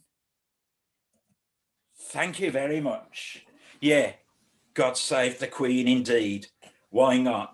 You know, God knows what you got to save her from. She's got plenty going for her anyway. But yeah, God save the Queen. God save the Queen. God save the Queen. God save the Queen. Hello. Did someone mention my name? Someone mentioned me 3 times and I was sure to appear, wasn't I? Yes, okay, so this is a fleeting appearance, as I don't want to interrupt someone's headline set. I can't stand people who think they somehow have privilege. I just want to say that I have a one-woman show on Zoom on February the 22nd. Osman said he will post a link in the chat. He probably won't because he's a horrible person. But I have also been asked to appear as a Valentine's event hosted by Nabila on February the 12th. Now, when one's husband is so old he has to be carbon dated, Valentine's Day is all about memories. I mean, I got him to do one of those silly Facebook things once. How will you die? And apparently he died 20 years ago. It's so frustrating. Here is me at my peak, so to speak, and my husband doesn't get a stiffy. My husband is a stiffy. So, if you know, if any of you nice young gentlemen out there would like to be my date for the night, please let me know. Finn Hall, you look like a distinguished young man. I shall move my box next to yours, if you don't mind. How about it, handsome? We are still in the UK, aren't we, dear? Boris Bonkbrains and that ridiculous Sturgeon woman haven't broken up the union yet, have they? There won't be a hard border between us. Oh dear, Finn, Is that Nielsen's column in your trousers, or are you pleased to see me? Anyhow, I got a bit hot there for a moment, so I shall move on. That Nick Lovell person. Cheeky chappy, isn't he? He thinks he's the only greyhound commentator in the house, doesn't he? I'll show him. This is how it should be done. This is me commentating on a recent race that I watched on my television screen. The hare is on the move. Pity it isn't a real one, but never mind. You can't have everything. And they're off. 3 traps fast, like Andrew being pursued by the feds. Trap 1, Bojo Boris is slow to react as always, so 3 leads going into the first bend. 5 and 6 have a right royal bumping match like Harry and Wills at a family gathering. 3 leads, 2 is in hot pursuit like a Spencer chasing a royal husband. Then come 4, 5, 6 and the slow starting 1. They head up the back straight and Tungai catches the early leader and looks in a strong position. But she's got tangled up with trap 4, James Hewitt, giving 5 a chance at claiming the prize. Trap 5, Mick Camilla takes it up and powers away from the pack. Bojo Boris is making some grind but has left it too late as always. 5 is going to win this by the length of Philip's ego. 5 wins. 4 runs on for second, and to be honest, who gives a flying fuck who came third? If you bet it, you haven't got as much money now as you had a minute ago. So it's the food bank for you. Okay, so now I've had my say, I'm going to hand back to Usman. I believe he's going to end his set with a serious poem. So take us away, Usman. Yeah, so me. It's not exactly a serious poem, but I started with the last poem in my book, and now being the logical person that I am, I'm going to finish with the first poem in my book. But this is not just any old first poem. This is the full version of the first poem, because I normally cut it short. This is the A to Z of animals. Aardvark appears ahead of absolutely all else, the apex of alphabetical arrangement. Some alternative animals are agitated, acrimonious, or even apoplectic, although a few are actually ambivalent. Bison, being bolshy, bemoan every bit of bloody bullshit being bunged at them. Brainy, but belittle because their breed sounds like basin in Broad Brommy. Bison? The big buggers are bothered by bullying, but blasé about Brexit. Conversely, cats are casually content because they can't comprehend or care about concepts categorising creatures as they carelessly claw chunks from the cuties of Clarissa. Dogs demand different definitions. Don't dare diss Dalmatians or Dobermans. Doing them down is downright dangerous, dallying with disaster, dicing with death. Don't do it. Every elephant eats enormously, is easygoing over extraneous elements and etymology. Some endure ears even more excessive than my extraordinary eyesores. Foxes are furious, forever affiliated with fake facts, thanks to the fascist fart's favourite fuckwittery-flinging fecal fiction factory, Fox News. They feel fully fucked over by fate. Giraffes go gazing over gigantic gates, getting glimpses of gloriously gorgeous greenery. Grandma giraffes gasp and go gaga for glamorous Gary, the great ginormous gigolo of giraffedom. Humans, horrifically heartless, hold heavy-handed influence over the hereafter. Has anything any hope? Heaven help the helpless as our habitat hovers on a holocaust. Impalas, iguanas. Idle rhyme in iambic lines, in fact, immensely incompatible. It's irrational imagining interspecies intercourse. Idiotic idea. Jellyfish just take joy in jeopardising enjoyment of jolly seaside jaunts. Jackass jerks, geez. Jellyfish just... Kangaroos can kick in a kerfuffle. Kevin was killed by a king-size kanga, keeled over after a kick in the knackers, probably karma. Kevin was a knucklehead. Lovable llamas live longish lives. Adam the llama is ludicrously lucky and earned lots of lolly playing for Liverpool, living in luxury, however unlikely. Meerkats are members of the mongoose family, magnificent, memorable, meek, mild-mannered and matey. Yet multiple meerkats make a mob. Many make money measuring the merits of markets. Nightingales are notable for singing nicely. Now, new evidence names nightingale songs as nakedly noxious in their nature, never neglecting nastiness and nearly nihilistic. In a nutshell, our notion of the nature of the nightingale has been naive. They need the nourishment of notoriety. Ocelots oscillate between outrageously obnoxious and out-and-out ordinary. Only occasionally observably obvious, one once openly organised ocelot orgies in zoos near Oldham and Ormskirk. Pity poor Percy Polecat, perpetrating powerfully pernicious pungs, projecting poor perceptions of Percy and producing puking from people. Q. Quagga, Quetzal, Quokka, Christ almighty, quite a quandary, quality over quantity, quickly quashing Q. Roland rats revolting, Roger rabbits reproducing, Rudolph the red-nosed reindeer, Rocky raccoon, rhinos rarely read romance to relax on railways. Squirrels are stupid. Cyril the squirrel sometimes seems sensible, then says something silly, suggesting some sort of shortcoming in syntactical skills and substandard schooling.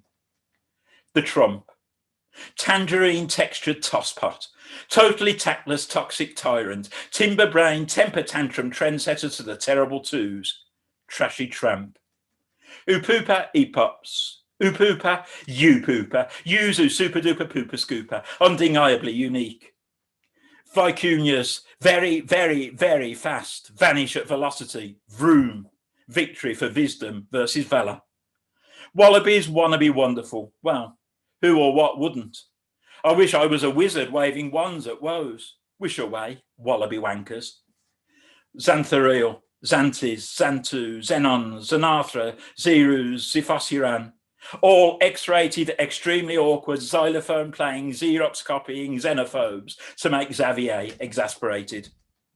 Yaks of yesteryear yearned to learn to yodel. Yes, efforts yielded tiny yaps and yelps that travelled yards, yet yaks are yet to yodel. Young yaks do yoga instead. Zebras are stripy, not zigzagged. Zoom in on Zelda driving a Zephyr, zipping away from the zoo. Zelda's sister, Zoe Zebra, zonked out, catching Zeds. Zzz.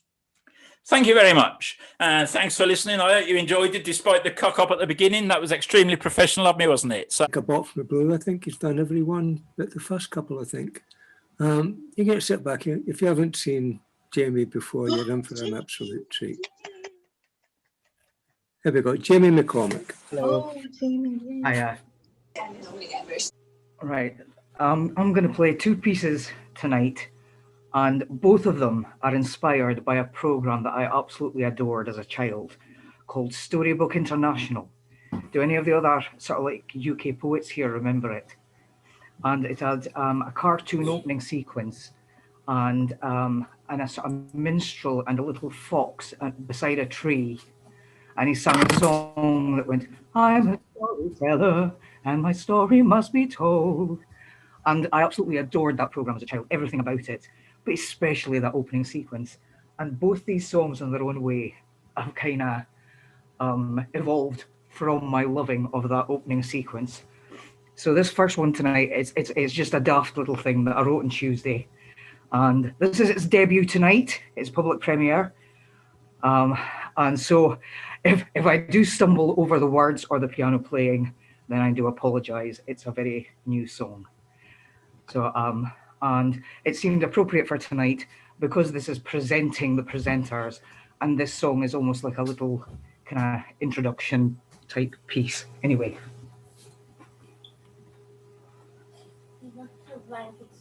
Yeah, honey. Only. Yeah, no, I won't just. If I can get my pedal working, that is. Harry, you've got your mic on.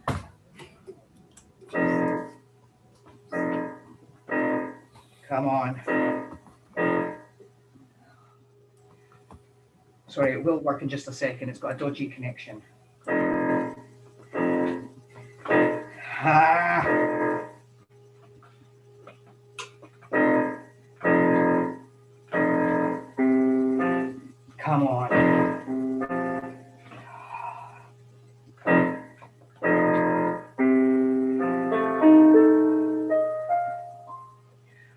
Bonsoir, ladies and gentlemen, and all non-binary. It's good to see you here tonight, dressed in your finery. May I introduce myself? My name is Master M, and I'm a diamond in the rough, an undiscovered gem. A tiny, shiny trinket floating in a sea of plastic. I'll sing and play for your delight and skip the light fantastic.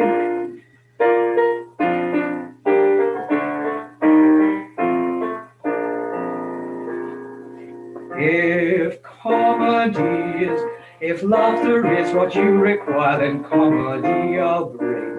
If music is what you desire, then I will laugh and sing.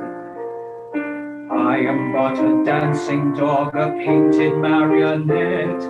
The music starts, I dance my jig and perform like a pet. A tiny shiny trinket is enough for this court jester. I'll sing and play for your delight, and joy in you I'll muster.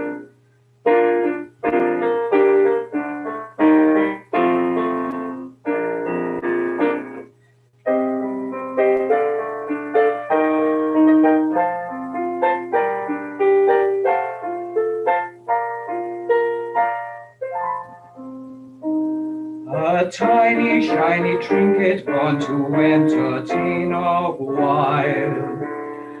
I'll sing and play for your delight and hope to make you smile.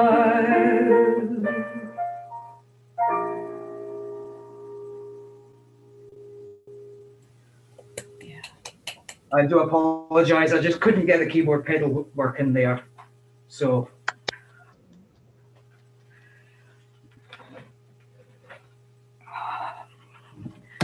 Right, and this second one I'm going to do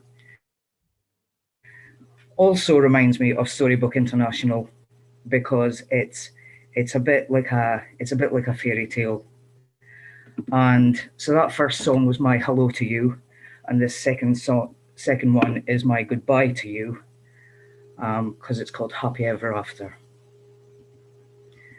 And this is only the second time that I've done this in public as well, hence why I've got the phone out just in case.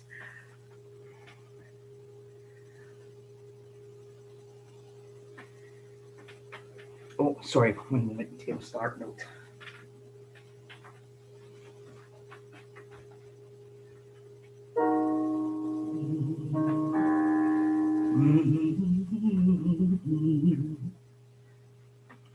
I haven't written any music for this one yet because it's new. Once upon a time there was a prince who didn't have the will to carry on. So he found himself a ring and a crown to make him king, and a castle he could call his very own. Affairs of state weighed heavy on his mind, and creases formed upon his noble brow. And alone he sat and wondered, on his own he often pondered, how the prince became the king that he is now. The king had pretty daughters and a son. His children brought him happiness and joy, and he saw the plans he'd laid and the laws that he had made, and yet he yearned again for when he'd been a boy. In youth he journeyed countries far and wide, and vanquished fiery dragons with his sword, and the minstrel sang the stories of his struggles and his glories in the days before the night became the Lord. His thoughts turned to a damsel in distress he'd rescued from within her ivory tower, and the fondness they had shared and the coldness that was there, now the honey sweet had turned to bitter sour. Where have we gone, the king asked of the queen, the princess and the prince of days gone by? Have we come so very far that we don't know who we are? Could we be so blind and foolish, you and I? The king was racked with deepest dark despair, and wept the bitter tears born of regrets. But the queen was calm and mild, as like mother to a child, she held him tightly to her snowy breast. He's with me still, the queen said to the king. My handsome prince has never left my side. For behind the fears and sighs and the tears that fill your eyes, I see the man who took me for his blushing bride. A king can be a warrior again, be judged upon his actions, not his wealth. But as a rule with age, the fool becomes the sage, and thanks the gods for happiness and health. So now the king fights dragons with his quill, and earnest youth is mellowed into laughter. We can all be girls and boys if we fill our hearts with joys. So now the king and queen live happy ever after. Yay. Yes, thank you. Yay, thank you, Jamie. Thank you. Thank you. Wow. You go wide and far on Zoom show, but thankfully Jamie's not far. He just stays a few miles from me, so we're in the same county. So thank you, mate. Cheers. Okay. And you see Jamie, and I think someday in April, he's the feature poet and a poet, feature performer, poet, musician, whatever, and like a block from the blue. Not quite sure the date, it's written down somewhere, but here's the man. And he's also in 2 weeks with us at St. Valentine's Day Mascara too. So he's doing his bit there. Right, let's move on. Get the second half of the host going. Will you please welcome, he's here, Soft Spoken.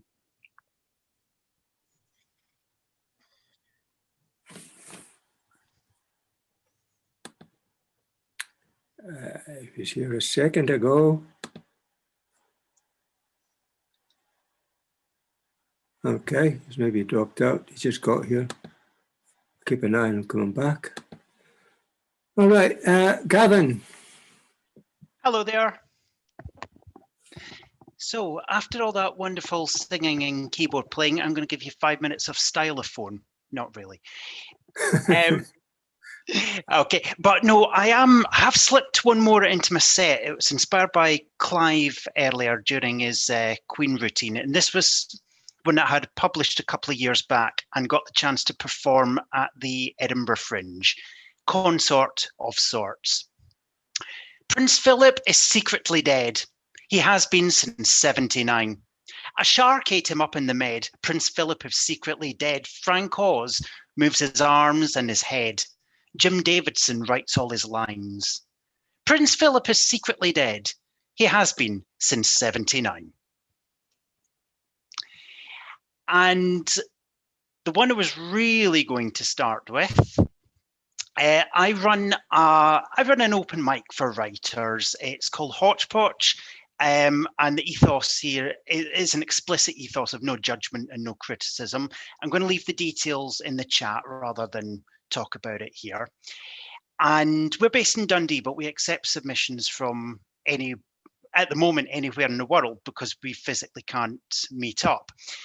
And this next poem called Noon was written nearby Dundee. It's a wonderful place called Broughty Ferry. If you have a chance, go and sit on the beach for the afternoon. Where the tide laps and laps and laps, no handrail, no barrier, never has been. Where the concrete path shades in with the stones, shades in with the river, whistly chirps from unseen birds, the soundtrack under the eye of blue sky formed by cloud. A yacht not far from the banks, yet too far, as the deck sinks gracefully, submissively, under the eye of blue sky formed by cloud, whistly chirps from unseen birds, the soundtrack, shades in with the stones, shades in with the river, where the concrete path never has been, no handrail, no barrier, where the tide laps and laps and lapses. Thank you. And this main one, about as far from nature poetry as you can get. This one was written in a pub in Stockton-on-Tees, and there was a sign that it was on the coffee machine. The sign is the first line of the poem, which you'll hear in a minute, and it just captured my imagination somehow. So by the time my burger arrived, I had a good chunk of this one laid out, and it's called Biscuits United. The biscuits don't live here. The biscuits have vacated this area. The biscuits include, but are not limited to, rich teas, custard creams, Garibaldis, and those shortbread ones you only find in hotels. The biscuits don't live here. The biscuits will no longer be found in your cupboards, your bingo halls, your blood donation stations, your aforementioned hotels, or 3 months later down the side of your sofa. The biscuits don't live here. The biscuits don't live here. The biscuits will no longer be contained by your barrels, won't be pounded into cheesecake bases, won't be left on a plate to go stale because the knitting group ladies are all too polite to take the last one. The biscuits will no longer submissively dive into tea at the whim of the drinker. The biscuits are tired of people trying to watch their weight. The biscuits are, in fact, particularly tired of people pretending to watch their weight, then secretly stuffing their faces in front of daytime ITV shows. The biscuits suggest you eat something else with your coffee, a Danish pastry perhaps, or a Kit Kat, though they won't recommend the snack with the orange jelly centre. The biscuits are still annoyed that McVitie sold them down the river to win a tax tribunal in 1991. The biscuits support the poet Gray Crosby, who denounced Burton's when they stopped making vegan jammy Dodgers. Although since this poem was written, the recipe has been changed back, but why let the facts stand in the way of a good poem? The biscuits have gone for good. The biscuits have gone crackers. The biscuits have voted with their feet. The biscuits are having their post redirected and are hammering for sale signs into the ground as we speak. The biscuits have shut down their website and won't accept cookies. The biscuits have hit the rocky road on their wagon wheels. The biscuits will not let you join this club. The biscuits don't live here. The biscuits have vacated this area. The biscuits are united. The biscuits will not crumble. The biscuits are not taking the biscuit. The biscuits are making themselves plain. The revolution will not be caramelized. Thank you very much. I'm now about to post in the chat the night that I run Hodgepodge, and I hand you back to Finn Hall. Finn, thank you. I think everybody's peckish now after that again. I'm looking around for biscuits now. So I put you on the first half, we could all got them ready. Thanks, Gavin. That was really great. Funny. Really good. Okay. Well, but Soft Spoken is here. I missed him and his mic was off, but he is here. So Soft Spoken. Thank you, Finn. So just a word of advice for everyone. If you buy a mic, don't get one of those which have a physical mute button, because then you could be talking and you won't even know that you're off. My name is Abdullah. I go by the name of Soft Spoken in Poetry. And I run a night called BYOB Poetry alongside Akor, who's going to be performing later on as well. So for this, I'm just going to have my background and I'm just going to talk over it. You don't need to see me because I do want you to pay attention to the words. And it does remind me of something that I saw on holiday a while back. So I want you to imagine you're African or Iranian, maybe Mesopotamian, but definitely soon to be an illegal alien on the rough terrain towards the Mediterranean. And your mission is to get to what used to be Arabian. And the only thing between you and freedom is what's accumulatively killed millions. And at your destination, the natives are Cretan, Cypriot, or Sicilian, but the idea is for you to seek refuge with your cousins in Michigan. Failing that, you'll settle for Britain and live with your sister in Birmingham, but God forbid, all you want is peace and dignity for your children. So claim your position in this new normal mere mortal, where the ones that drowned end up at a new portal, immortalized in the Atlantis of our collective consciousness, Anonymous are the victims seeking the promised metropolis, where the reckless are ruthless, the helpless are breathless as they cross the wilderness of emptiness and wickedness. Autonomous is the future that guides your thought process, though obstacles are limitless and the reality is ominous. But you grimace at your child and pretend it's all okay, knowing full well the shore is still 20 miles away. But you, be brave, walk the waves. It's not like you can run away. Because who's going to upstage your attempts to save the day? Because the teenagers among you have a potential you can't delay, and these waterways are either risque or just a passageway where pains to stay becomes a distant memory far away. So if only this sea could quench your fire of rage. Well, now it's year 5, and somehow you survived, and you're now in, God forbid, Moss side. And what terrorized your minds? Let's start again. Well, it's now year 5, and somehow you survived, and now you're on Moss side. And what terrorized your minds didn't cause your demise, and what doesn't kill was a trial that allowed you to thrive and derive a life where enterprise is recognized. But don't be surprised by what hides and connives, because bad advice and ill minds can kill your child with knives. And what was the sense of your paradise becomes the ultimate sacrifice, where you cauterize your bleeding guides with the salt of the sea from which you arrived. And so you say the following at your child's eulogy. The Mesopotamian lion guards the bridge from Basra to Birmingham, whilst the Celtic tiger slaughters evil by the diaphragm. Don't worry, young warrior, your time will soon come, and your enemies to defeat thou shalt soon succumb, and stand tall and withstand this weary world's exam. Understand, young man, your part in the plan. You are a giant destined to lead these flock of lambs, and mediocrity shall never define your program. And rest in peace to the thousands of people who still to this day traverse the Mediterranean to try to get to a modicum of dignity and peace as a refugee here in Europe. Thank you for having me.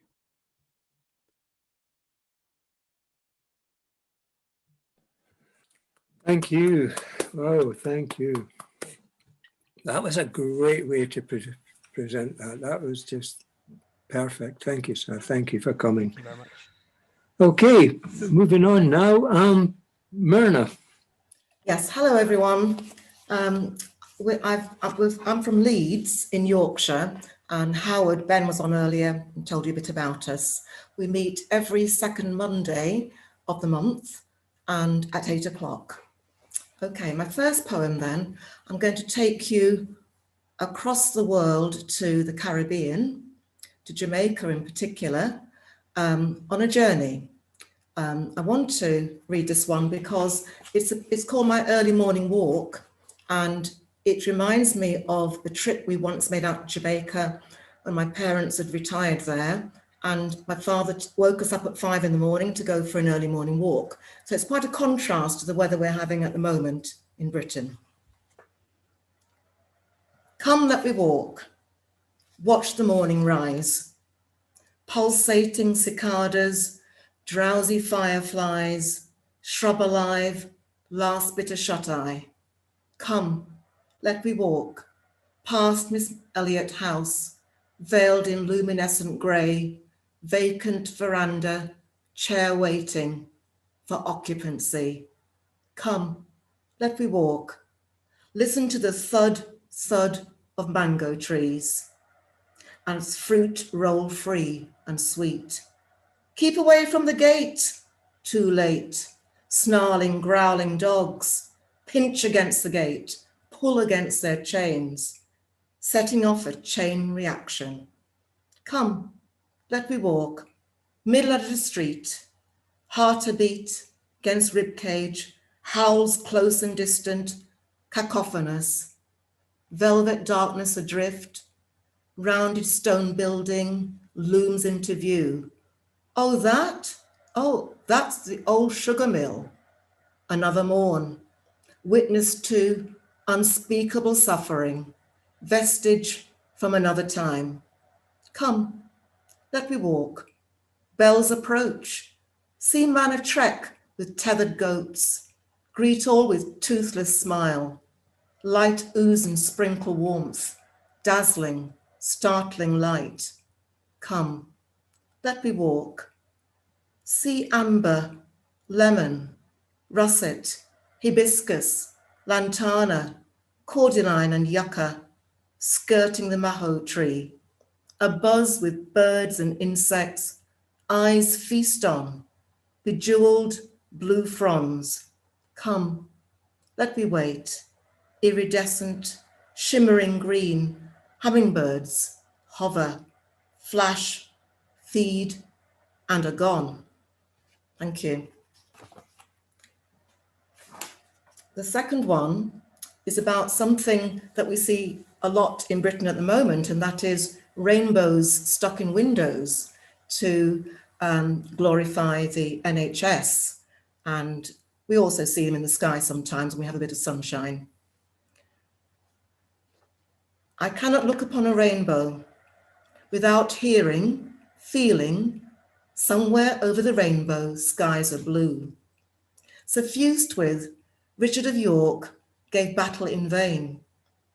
I cannot look upon a rainbow without seeing Miss Jones mixing red and blue to make purple, as if by magic. I cannot look upon a rainbow without checking that perfect arc of red, orange, yellow, green, blue, indigo, and violet, or at least blurred bits of it. Refraction, reflection, prism, light traveling slowly through water, bending into the raindrop, splitting to form the rainbow. So precise it seems. But when I look upon a rainbow, I know that it is impossible for everyone to see the precise same rainbow. It all depends on where you stand. Thank you very much.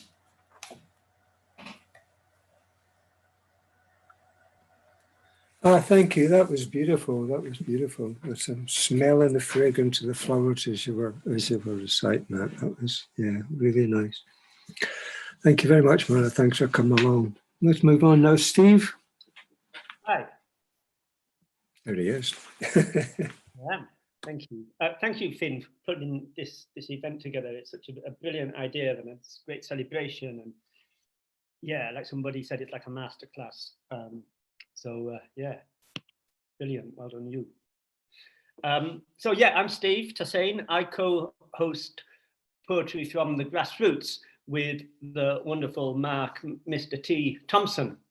We are the second Sunday of every month. So our next one clashes with a few events. It's a popular day, Valentine's Day.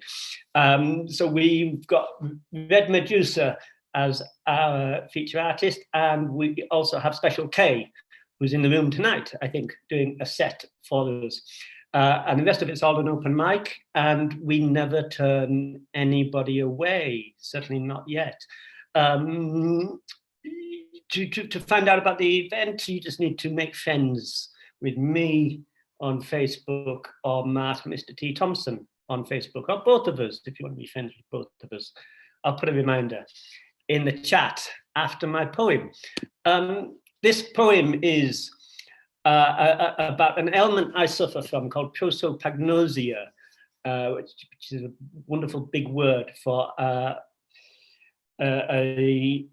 basically facial blindness, which comes in various degrees, but it means that you can be speaking to somebody for 10 minutes and then they go to the bar and come straight back and you don't remember who they are.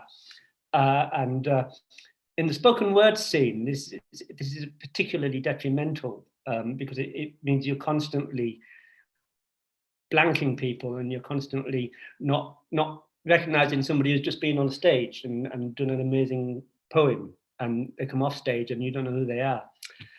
So this is about that. I don't suffer from rudeness, aloofness, or shyness, but prosopagnosia, facial blindness. A difficult challenge, tricky to face, every single one of you impossible to place. We might have bonded for minutes, sharing hopes and fears, or celebrated friendship flowing through the years, but pop to the loo or to the bar for a drink and blam, in the blink of an eye, I'll blank you. I get Brad Pitt mixed up with Matt Damon in the same movie, in the same scene, in the same shot, over and over again. I get old people confused with young people and greet total randoms in the street as close friends. Not just close friends, Christmas card list close friends, in an age when Christmas card list friends don't extend much beyond close blood relatives. I squint at my own face in a photo. Who the heck is this? Twinkling back at me with the smile of a total stranger. So if I seem to look down my nose, won't see what's under my nose, and turn my nose up while not even seeing your nose, that's prosopagnosia, where nothing is as plain as the nose on your face, and you find yourself in a room full of friends, but feel like you've gate crashed the wrong party. Some people mask themselves with makeup, plaster icing on their cake hole, or paint rainbows around the windows of their soul. It means nothing to me. Every face is a canvas that is blank. I might recognize you, probably not, but you can guarantee distinctive features such as thinness, fatness, spectacles, beards, accent, baldness, or length of time spent in each other's company will have no impact on the likelihood of recognition. To me, all Black people do look the same. Same as all white people look the same, all redheads look the same, poets look the same, and all 20-somethings look exactly the same. And the reason why Zoom presents such perfect relief, for every face in a box, there's a name underneath. It's not as if I am actually blind, just that I'm more likely to recognize you from behind, or indeed from the shape of your behind. And I might not be able to identify the different parts of your face, but I do know if your heart is in the right place. I can spot a generous smile, a treacherous smile, or a lecherous smile. I can feel crow's feet radiating joy, or glimpse the grief of the day weighing down your face. I can lean into your laughter lines, find you down in the mouth, or clock that mocking tone as you wax unkind. If I scrutinize your eyes, I can identify integrity or distinguish thinly disguised dislike. I digest your passion, disdain, kindness, delight. I am a prosopagnosiac. That does not mean I do not know you. And when I know you well, I will know who you are over and over again, even if I can't put a face on your name. But until then, if we're meeting on a date, or meeting as mates, or I just watched you perform a poem and that poem was great, please remember, I know you now, but I doubt I'll remember your face.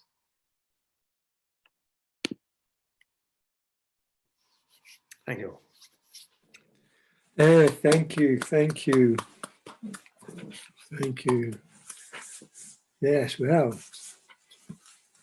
wonderful thoughts. Thank you, Steve. And very enlightening as well. Well said, good said. Okay, move on now, please. Randy, take the stage. Well, it looks like everybody across the pond's mad at the president of England. I think he's called Boris or something. Well, he came out looking sadder than a bloodhound and just lost a scent. And he started talking about how sorry he was that 100,000 people died or something like that. It might have been more than that for all I know. Anyway, he told everyone how sorry he was and all that, but some people still act like they were mad at him, even though you could see he felt really bad. And I'm sure he was doing his best. I mean, like he said, he told everybody to be careful, and I guess they weren't that careful. Like when you went out to eat, you were supposed to scan that little code on your way in so they could let you know if there was any trouble. But I guess people didn't know how to do it right, so nobody knew about the trouble till it's too late. And he told people to take walks, but not too far away from home. And some ladies got in a lot of trouble because they drove 5 miles from home to have a picnic. They were on a diet, so they just had coffee for their picnic, but they were totally out of line. I mean, come on, people, use the sense God gave you. So I kind of see why Boris is so sad. What's he supposed to do when everybody's too stupid to follow simple directions to be aware and stay safe? Send the police out to stop people from walking, for Christ's sake? Oh, heck no, man. He tried just about everything he could do. He told people to only go where they really needed to go and only do what they needed to do. But people went places they didn't need to go to, and they did things they didn't have to do. He can't do nothing about that. And if people had a lick of sense, then he might could help them a little, but garbage in and garbage out, if you know what I mean. So I think this guy seems like a pretty decent character. And if you hold on a little longer, I'm sure you'll get all this straightened out. I think he's got a vaccine on the way if the freedom-hating Europeans don't try to steal it. So just sit tight and hold on a little longer, all right? Okay, that's my first one. I am Randy Horton, and I host Write and Release Spoken Word the second Wednesday of each month at 7:30 British time. I'm obviously American, but I live in Derbyshire in the UK. So I'll post a link to Write and Release in a minute. And then I have just one more I was going to do tonight. After crying through Joe Biden's inauguration, after the last 4 years of total panic, I wrote this poem about the feelings I had after the inauguration. It's called The Band Plays On. Following a crescendo of violence, an allegro jubilee of relief and release brings us all a moment of respite before resuming the rhythm of the rigor and ardor of unflinching struggle. And a young woman tells us we can be the light if we dare, and her innocence gives us new hope and a new cadence for resolute strides to an unknown future of heat, yes, but also illumination. Still, this isn't a cadenza, but a restrictive repair, a scaffolding of democratic skills, a dampening of fear, and a regrouping of willing collaborators marching forward on the promise of hope and camaraderie. And the band plays on, because the music of justice has no coda, only refrains. Thank you.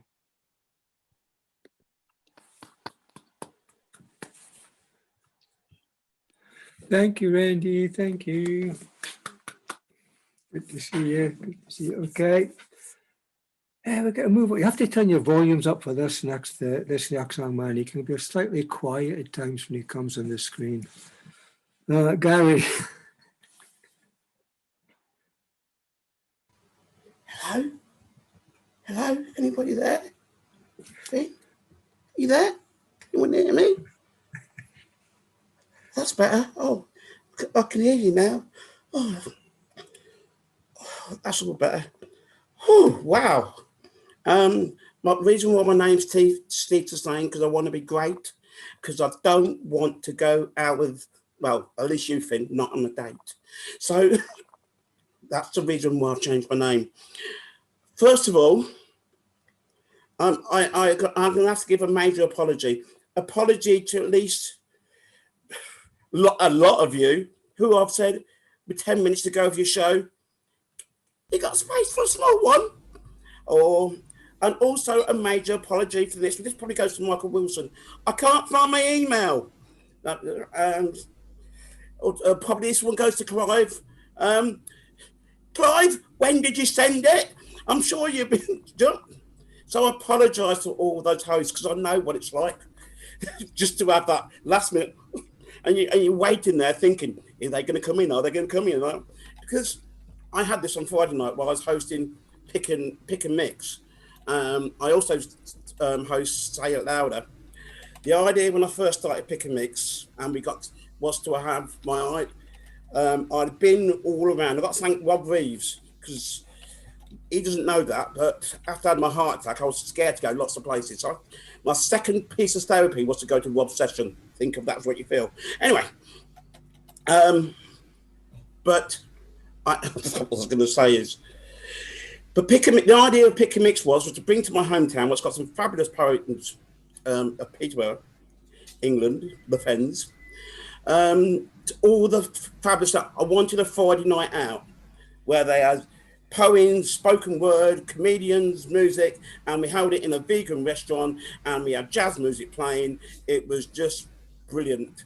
And the times that, and I've sort of counted all the Pick and Mixes I've had since, but just this year since the lockdown, we've on Friday we hit the 1,000 mark. So I'm sort of really chuffed about that. That's a lot of people you got to follow through with your emails. Then with Say It Louder, my son came back from the States and he was living in Manchester and London. He came to me, he's 26, and told me about the racial abuse and stuff. And I realised that's the same as stuff I suffered. So therefore, that's got my passion going. And I truly believe that the messages, in order to get a message across, it's done by poetry. The three ladies from Black Lives Matter, they were poets.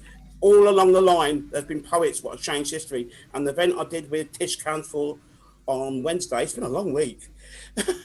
That was all about poets making a change. I can say I've got, it's going to go with my first poem. And it's a bit inspired by the wonderful Clive Oseman.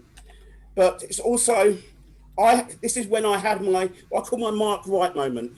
Mark Wright is a footballer.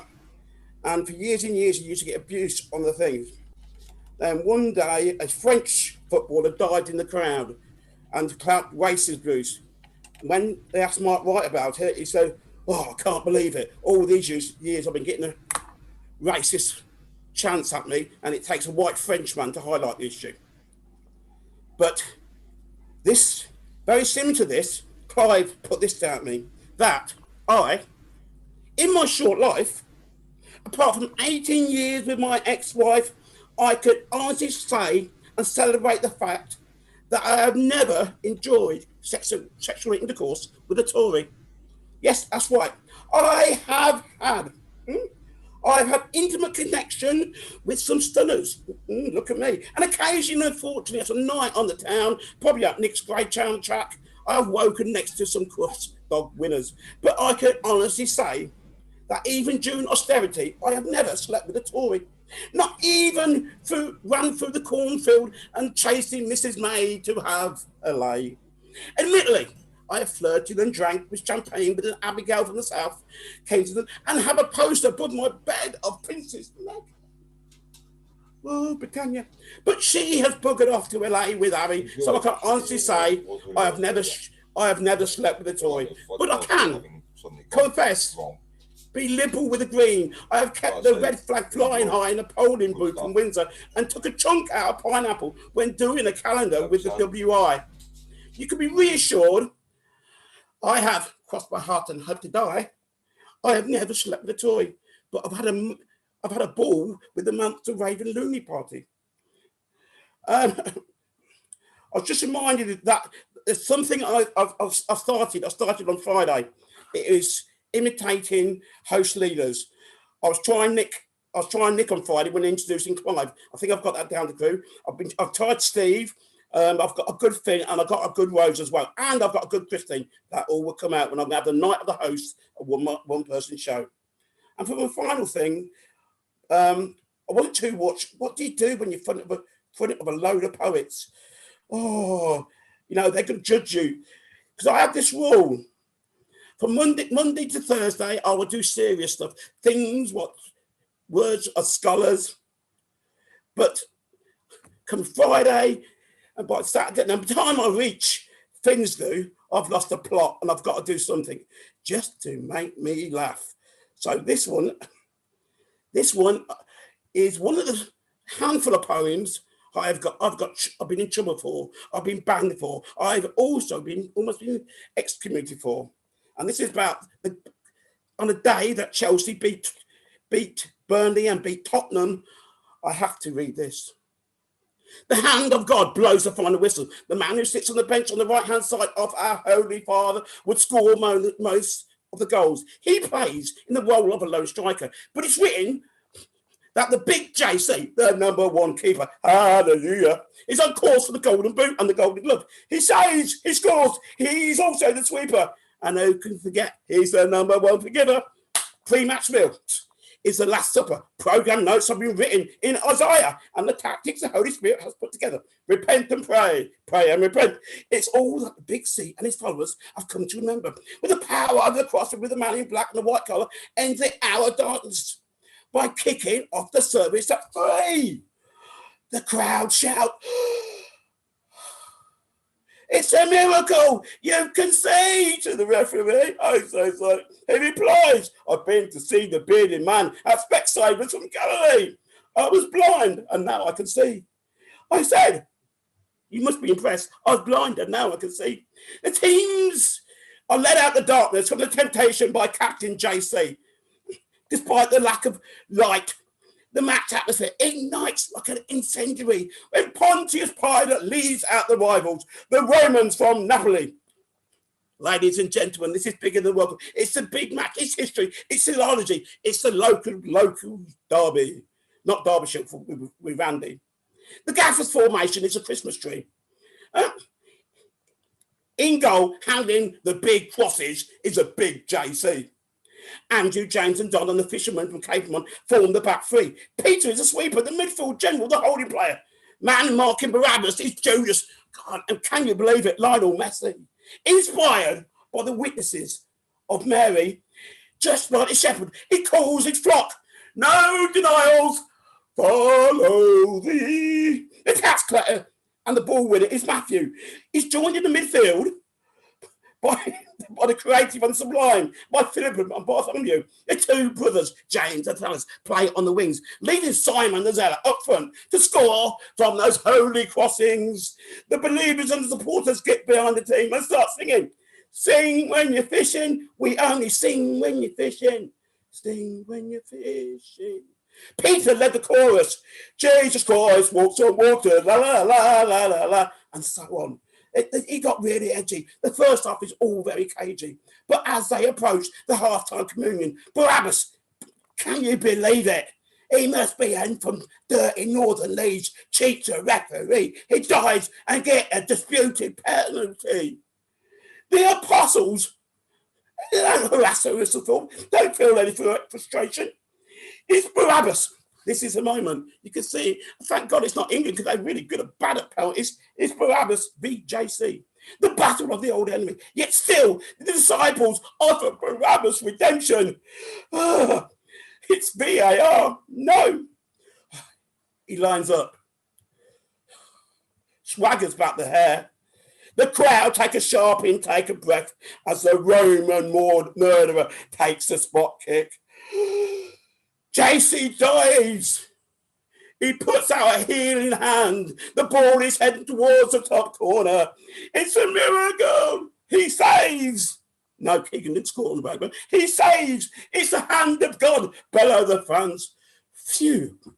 Time for some origins. It's half time. We all need some holy wine at half time. Here comes a band. Here comes a band. Oh, when the saints go marching in. Oh, when the saints go marching in. We've had the half-time drinks. Finn has been to the loo. The second half begins. The crowd anticipate the first goal to go in, praying for a righteous win. It's all Nick and Lovell. But is the ball about to go in? We wait. The phone runs out battery. I'm joking. For a few minutes, JC has performed miracles not to let one in. He surely is the number one without sin.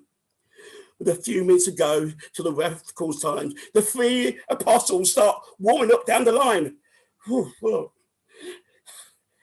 Sharpshooter Paul, the revolutionary bought on deadline day, now has a starring role. Now his sins were washed away. Matthias, a replacement for Judas, who sometimes tackles from behind, but also good in the air, is given the sign. The sub, come on, was a doubt from the start. Yes, Thomas, doubting Thomas, has been critical on Twitter, now has the time to play a historical part. The forwards come on to three at the back. There's no defence. It's attack. Onward, forward, onward, Christian soldiers. The crowd goes silent. It's added time. Pete has the ball at his cleansed feet. He looks up to the heavens. Who can he find? With a long direct ball. The zealot. Yes, the zealot shouts, mine! To say he had a quiet game, that would be quite unkind. He makes an incisive pass to Thaddeus down the line. He dribbles past Romans number 5 and 9. Check the holy book to make my scriptures are right. Now is not the moment to do any showboating like a fox. The time is running out. Time you can hear the crowd frenzy shout, box, in the box, in the box. He crosses, the ball falls to the doubting feet of Thomas. He's 1-on, he's 1-on-1 with the keeper. The sermon couldn't be quieter. He shoots to the keeper's right. As the ball heads towards the light, Thomas becomes a believer. Hallelujah. Go! Go! Save our souls. The final whistle blows. The lights come on. The crowd goes wild. Football is our salvation. Jesus is coming home, coming home, coming home. 30 years of hurt. You didn't believe us, but it's coming home. It's coming home. Now we spare time for the crucifixion, or is it the resurrection? All the dark enemies have been forgiven. The referee blows. Hello.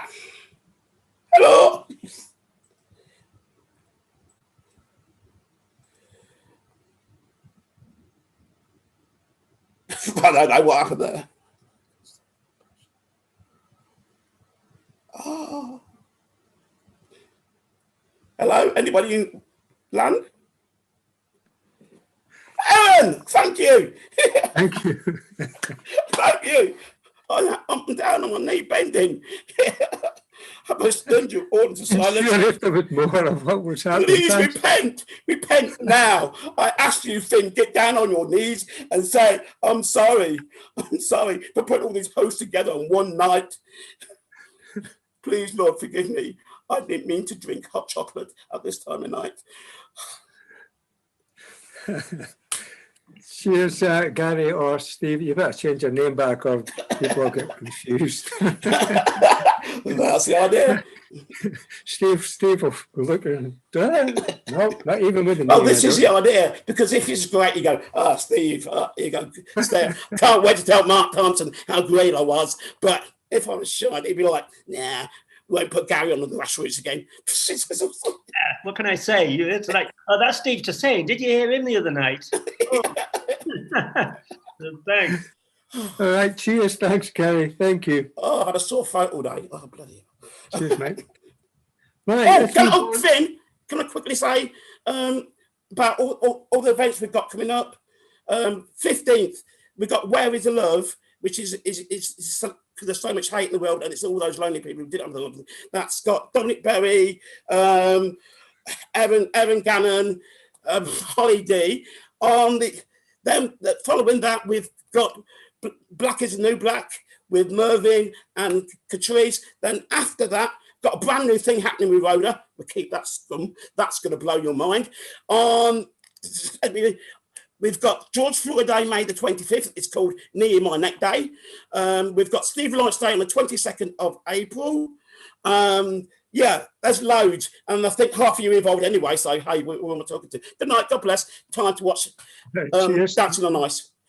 You get more going on than I got on, man. I can't keep up with you. Cheers. All right. Shruti. Hi, Finn. Thank you for having me here. And it's been absolutely lovely listening to everybody in the first half and the second half as well. And I'm just going to talk about my event first and then do my poem, because after the poem, I'll just be too hyped up to say anything. So I just recently, I think since September, I started hosting this event. Well, it's poetry, but I always wanted to have more space for interaction, performing a poem, and I just know nothing about them, about the poem or the way they came to write it or anything about their experience, or just like connect poetically. And I just felt like instead of asking for it, maybe I could just create an event and then we could have that. So it's just any Sunday of every month, and it's just 15 people on. And we have themes every month, but it's all kind of like grounded in socio-political, cultural reflections of your own, open to all kinds of interpretations at all times. And yeah, we just have 10 minutes per person. You have 5 minutes, as long as you want, to recite your poems and stuff, and the rest of the time to interact with everybody, answer questions, listen to beautiful comments and stuff like that. So yeah, I'll post the links and stuff in there, and I'll just go on to my poem. I'm just a quick context before I begin the poem. I'm from India. I've only been in Ireland for the last couple of years. Came here to do my master's. I'm supposed to be in Glasgow now, but I'm just doing stuff remotely at the moment from Ireland. But because my partner is Irish and I live with Irish people, my accent kind of went Irish. I don't know how that happens, but I adapt really, really quickly. My speech just does.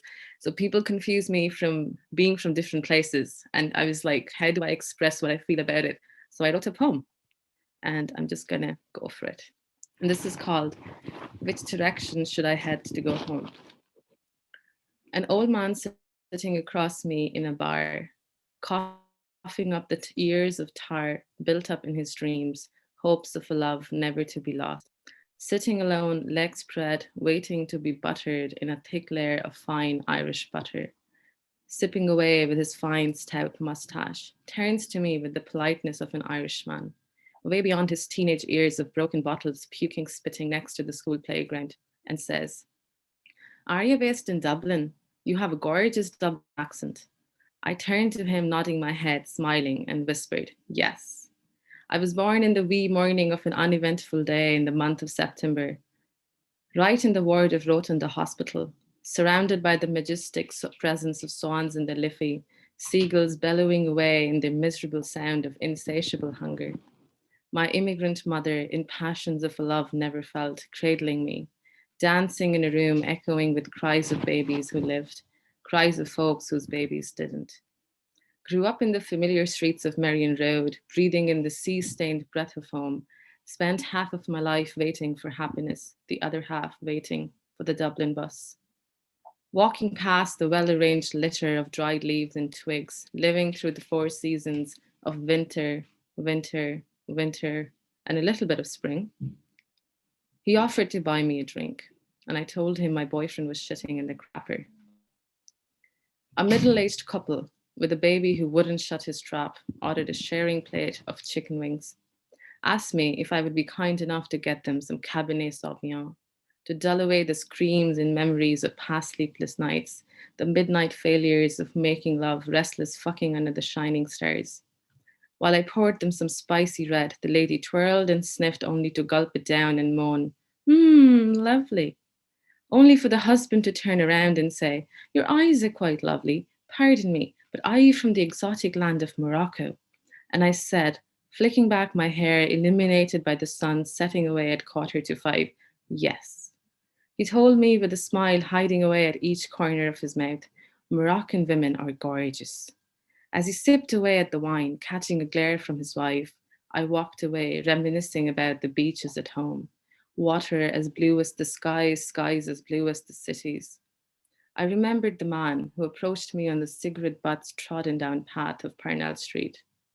As my beloved paid a nifty amount for some holy cow meat, I stood by the piss-stained pillar reading a Holocaust memoir. And suddenly, a man with skin almost a color similar to mine whispers into my ear, "Are you Egyptian by any chance? Your hair reminds me of my dead Egyptian grandmother's locks." And I smiled and said to him, "I'm only half Egyptian on my mother's side. My father, you see, is from Saudi Arabia." Nodding in agreement, he pointed out my Arabic nose and walked off. My lover was not amused at this interaction. From being asked if I was Moroccan, Saudi, Egyptian, Irish, or American, I remembered the crack addict on the bus to Strand Hill in Sligo. He looked back and stared at my presence in wonder, an exotic wonder. His friend's name was Alan. He was probably an alcoholic. Everyone on the bus knew Alan. He turned to me and whispered, "Are you from India?" And I sighed in relief and shouted, "Oh dear God, yes." After an hour of mixing cities and states, he talked about the ancient books of wisdom, religion, and the myth of the holy cow. As my beloved clutched my hand, Alan's friend withdrew, but sent me back to India. Only a year and some months away, home is not home anymore. Is home my tiny apartment in Rathmines, the one which always smells of spices with a tiny note of ginger? Is home my beloved whose arms I crave after a long shift with dreary faces? Is home my mother whose soothing voice whispers the faults in me through the telephone? Or is home that distant space where my footsteps can guide me through every nook and corner of my city, even with a blindfold on? Is home my home, where I grew up hiding food in the cabinet successfully for years? Or is it just a feeling that clutches at my heart and wraps me in an unforgettable, unshakable nostalgia? Am I home in myself, pulling through, pushing past, making homes in people in cities? Or am I just lost? Which direction should I head to go home? Thanks so much for having me. Thank you. Thank you. Thank you, Shruti. Thanks for coming up tonight. Thank you. Wonderful stuff. Wonderful stuff. And you should try etch it out. It's a really good space to be at. Okay, we're getting through there. Next up, Akor. Hi, Finn. Thanks for having me. I have 2 short poems, and here we go. There are no words to paint your pictures for you. You tried to describe a sight to me. I thought you said breathing, but you said it was something else, something other than just breathing. I mean, breathing is not just only, it is more fascinating, it is intricate, it's spectacular, but you said a sigh is different, even though the process and product are almost measurably the same. You tell me it is different. I wonder how. Your unfrustrated words flow like falling grains wholly into a pyramid. You say to me, I love you. My smile understands. I sigh. I understand. This is much more than breathing. Thank you. The second poem goes thus. Ask and I will tell you, solitude sometimes smells quite different from loneliness. There are these two horses, strung passionately to chariots, whose riders are oblivious to their strides, do not run the same way. Once I learned to steady it, my breath, hold it low, surf it to the cusp, cherish the view from the mountain and let it fall with all the graciousness of life. This breath is the valley. It is not turbulent, there is no thunder and there are no waves here. With arms heavier than my torso, I whip these valley waters to highs and to heights that fall as fast as they splash. These arms are certainly not made to stir up mountains, especially not on days like this. Here definitely smells different. Thank you.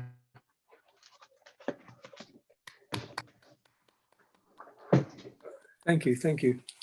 Guess you didn't know Akor does bring your own bar along with soft spoken. It was mentioned earlier on. Thank you for coming along, sir. Thank you. Thanks for having me. No problem. No problem. Okay. Welcome up now, Kathleen. Hi, Finn. Hey. Thank you for inviting me. It's been a lovely afternoon with all you marvelous poets. I've really enjoyed hearing everyone. I run Runtable Spoon open mic second Sunday of every month, and we have guest speakers. And we also have a publishing company, Runtable Spoon Publishing, where we publish children's books and poetry books as well. So I thought I'd follow in my friend Rose Drew, who's a fellow American with me, with women's rights. I'm so sorry. I'm so sorry, Kathleen. Finn, I'm just a bit worried about Peter Rowe. Oh, yeah, he's been asleep for a He got while. distracted. It looks like he's asleep, but we hope that's the case. Yeah. Sorry, I'm getting all sorry. I know him, and he often sort of nods off, so I think he's absolutely fine. Okay, well, yeah. So I'm sorry to That's okay. I know him. Yeah, he's I was a bit fine. worried about it He'll wake up presently and just be very present, and it's like he was never nodding off. So, Right. but thank you for being, whoops. All right, my first poem is about the streetcar named Desire, and it's Blanche Dubois speaking to Stella, her sister. And it's done in the accent, so I do apologize if you don't like accents. Here it is.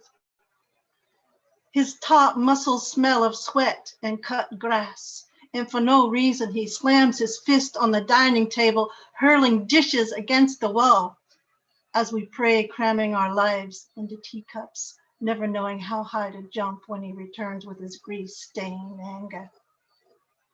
I've seen how he chooses his grin, sizing up a woman, calls me a wildcat, lapping up his gin, wants to grind me into powder, sweep me under the rug. He's a brute, a tomcat, a drugstore Romeo, a rattletrap streetcar banging up one and down another. Oh, you're hating me saying this, aren't you? Thousands of years have passed him by. Maybe he'll strike you, kiss you, or grunt. Don't expect me to understand his poker night of apes, his bowling ball bullies. Have you forgotten poetry, music, jasmine perfume? For your sake, I've decided to soak him up, drain his cocky one-eyed jack, foreclose on his manhood inside my bell reeve of my skin. Now he's humping, twitching like the rutting beast that he is. I want to keep him trapped till you come to your senses. But you slink back to him like a floozy as he wails your name, dripping wet in his ripped t-shirt, falls to his knees, smothers his face in your breast, caresses your ass as you slide over his shoulders. I don't tell the truth. I tell what ought to be truths.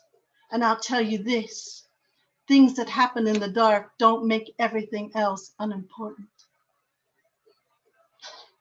And the last poem is called Victorian Women.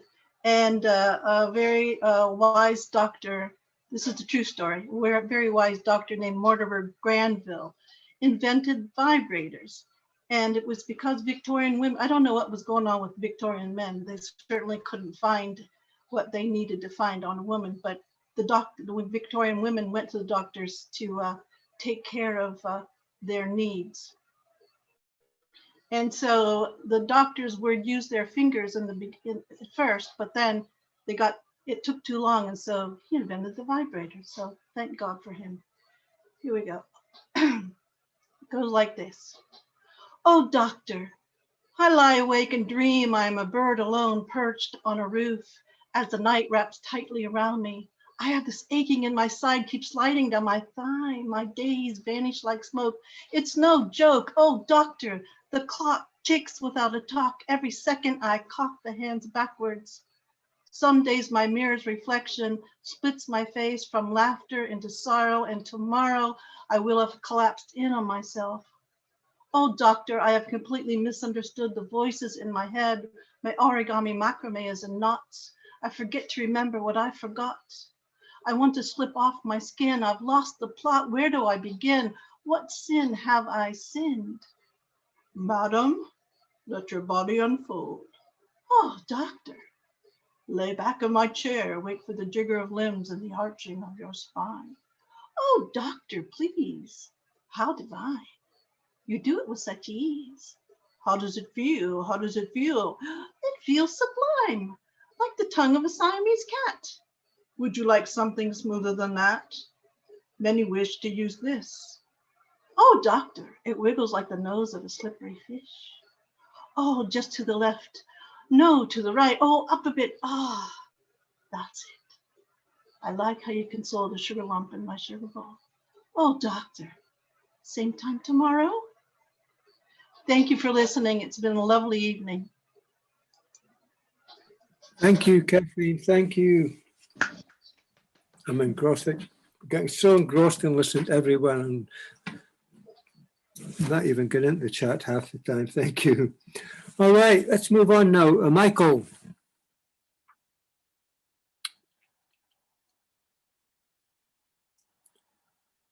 Unmute yourself.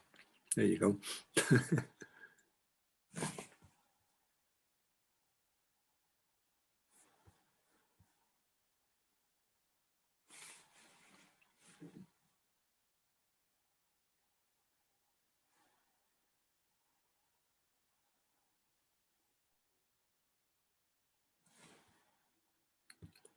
I must be going and coming back because he's, yeah, he has this sometimes. Okay.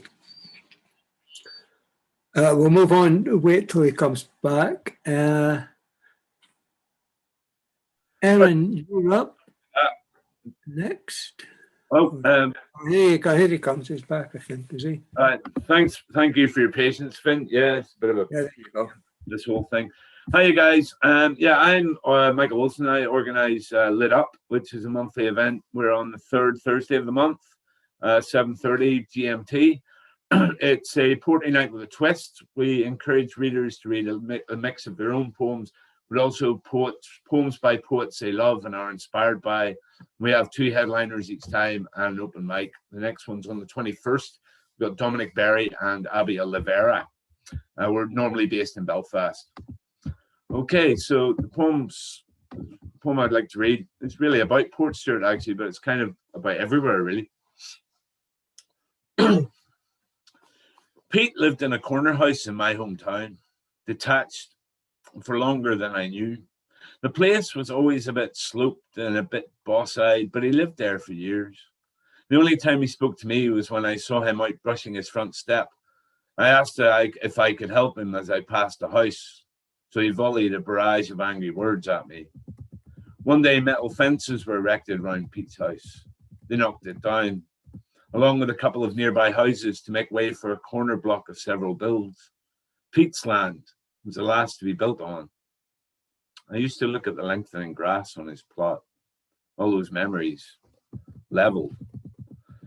Last month, despite the virus, he laid down the foundations, and you could see the layout of the rooms, a small, modest space, almost exactly laid down over where Pete's house had been. It made me think. How whoever moves in when the house is so swiftly thrown up will not know, how could they, that this is where Pete ate, where he read, where Christmases played out, and birthdays, the dirty day weathers, the sparse but bright summers, the many visits, the news of family in the post or over the phone. Space. Up the hill from my family home, there were 3 standing stones, clustered together just off the road, farmland. There was a bog standard folk tale. If you moved the stones, you died that night. Some horses had pulled them away years ago when the horses fell into a fever and died. So the farmer put the stones back. No one knew when this had happened. We saw an estate built up from nothing on the meadowlands. One day, the stones were gone. Probably broken up somewhere, said my father, as he was in the middle of doing something else. There's just houses now. The people living there don't know. That break with history. All the centuries those stones stood through, all the lives, all the people who saw them and thought hard about where we all come from and maybe also where we're going to. Lost. Space.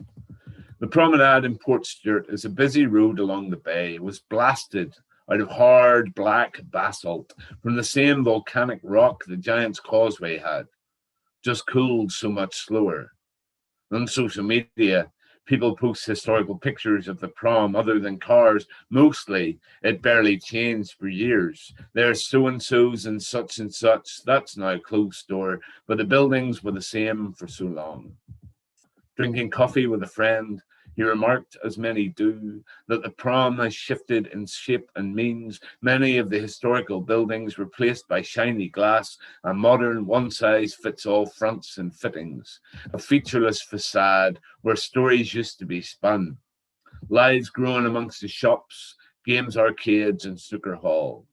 On the corner, the Windsor Hotel, owned by a goalkeeper who saved lives at Munich. On the Montague Hotel at the other end, rebuilt as glassy-eyed cafes and spick and span flats.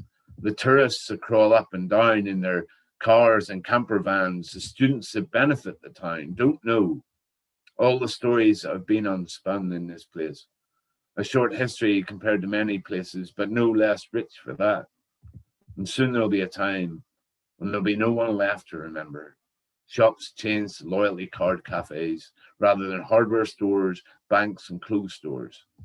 The great pain and shame of this world is that we don't live long enough to care for it better. That every step we take has been taken by so many for so long. We may stand on shoulders, but we also stack up graves. Memories last only maybe a generation or two. There is some light, though, when we see history before us in the architecture, in spires and cloisters and towers, in the churches, chapels and cathedrals, castles and townhouses, there for so long, then we get an inkling of something greater than us all, a snatch of a glimpse of not only our temporality, but also our resilience, our accomplishments, not just in our cups, but our most sober and reverent, along with our baser and higher selves. History belongs to the future. Never forget that. Thank you. And I'd just like to read one more. It's a little bit more upbeat, a little bit happier. It's called Warwick University in 1996, which gives away my age. False, faceless hall corridors filled with the same name. Big Paul, Little Paul, Drunk Paul, Straight Paul, Boy Band Paul, and a million Emmas. Second years rattle on the window, drunkenly declared they once lived there, while you're drinking half mouthfuls of milk from a bottle labelled in the same passive-aggressive hand as the notes left round the place without even a joke about the kitchen police that's done these days to save face. But there's a lot to learn here, from 3-frame pool and 2 a.m. chats, like Everybody Loved Bagpuss, and Alanis Morissette in all that.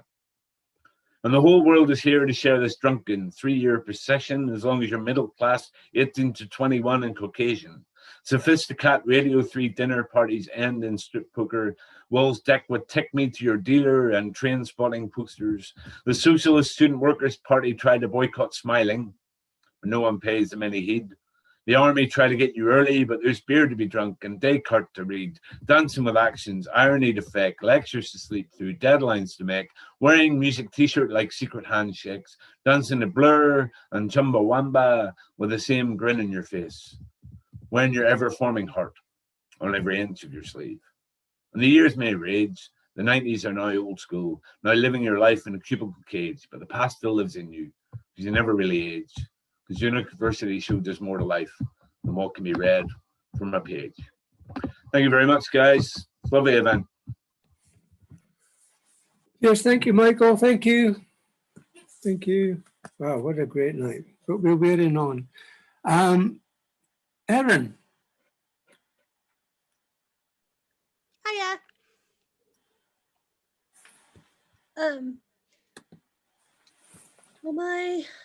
Can I share my screen, Finn? Yep, you can now. Your host. So. Okay, so hi. I'm Erin Gannon. I know quite a few of you, and hello. If I didn't see you in my drive-by at the brew last night.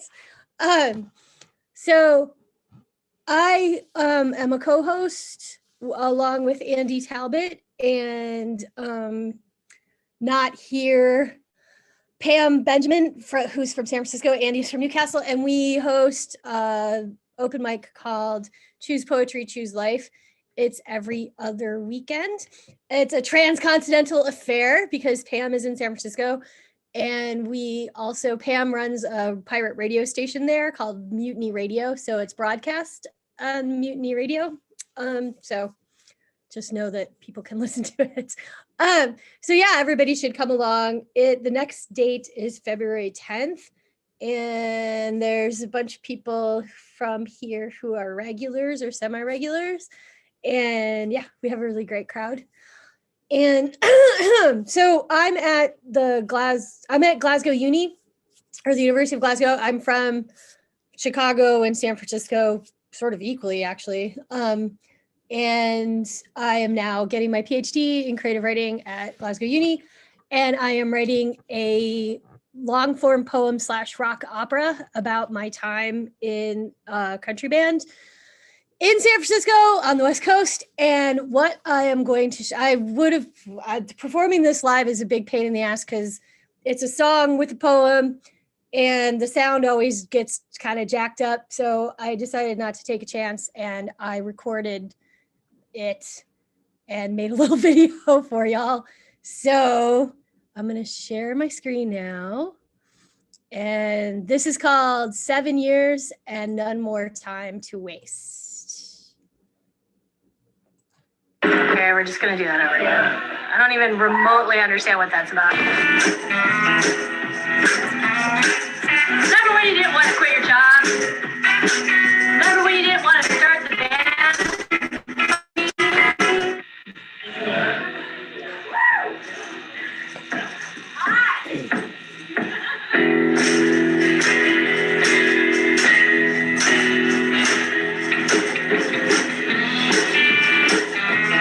Remember when you didn't want to quit your job?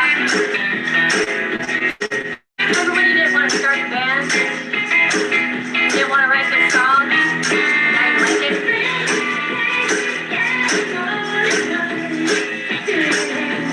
You know what I like? You know what I like? I like banging the tambourine against my side so hard.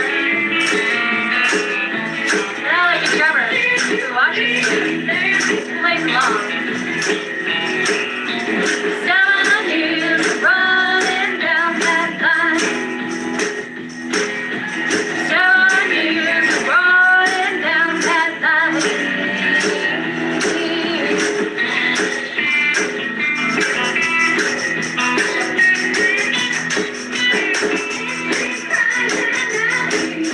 Oh, I've cried.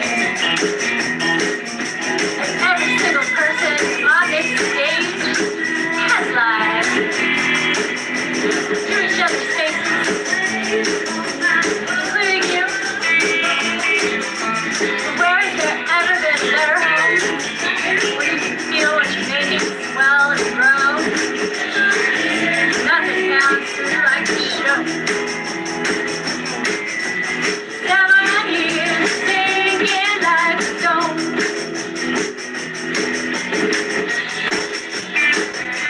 Remember when you broke your damn drink every single set during a voice up show? Remember how we had to invent the guitar string changing song for you? Remember how you didn't want to switch to a telly, but you never broke the string after switching to the telly? Remember how you didn't want to write the song, but now you like it? Especially your name tag?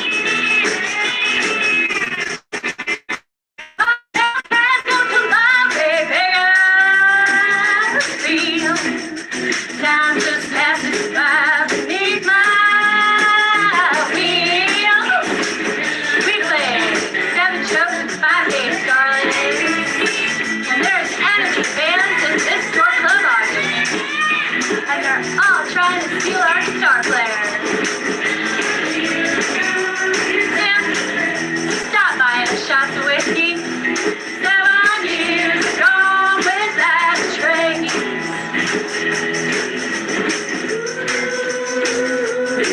These black tambourine flowers, this banging is necessary. Bruises grow. I can't eat, feel, ain't no more. The rhythm section breaks and grows. Have we achieved liftoff? Have we entered the zone? 7 years gone without a trace. 7 years gone without a trace.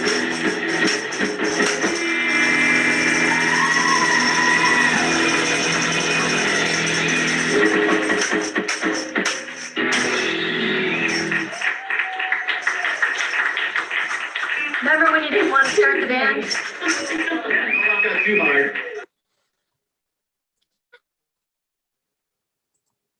So yeah, Okay, we're just gonna do that's that it. over again. Oh shit, it's starting I don't over even again. remotely Sorry. understand what that's about. Where's my browser? Go away. Okay. So yeah, that was called 7 Years and None More to Waste, part of the Ballad of the Frez from my rock opera poem, rock opera. The multimedia extravaganza that is supposed to be staged, but who the hell knows what is going to happen with the plague. So now I'm reduced to singing into a hairbrush in my living room. Anyways, thanks, guys. Thanks, Erin. That was great. Okay, we're down to 3 more hosts now, and I think we have a couple open micers after that. So, David. Hello from Eastern Canada. I host Spoken World Online every Tuesday at 8 p.m. Paris time. So I'd like to start with a short, funny poem and then read a couple short-ish, serious Sirois poems. My other self. So this is from Humble Dove's My Little Book of Poems to Pigeons and Plants on Amazon, and it goes like this. Humble Doves.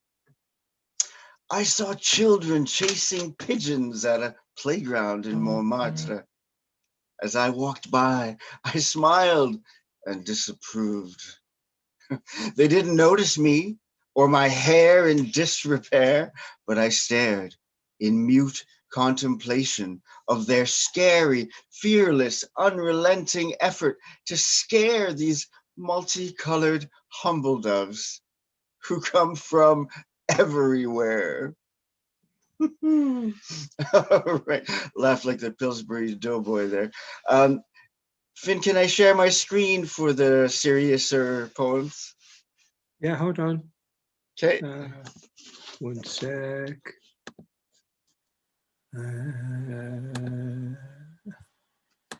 There you go. Okay, excellent. So are you seeing my Word file here? No, I just seen your still face there.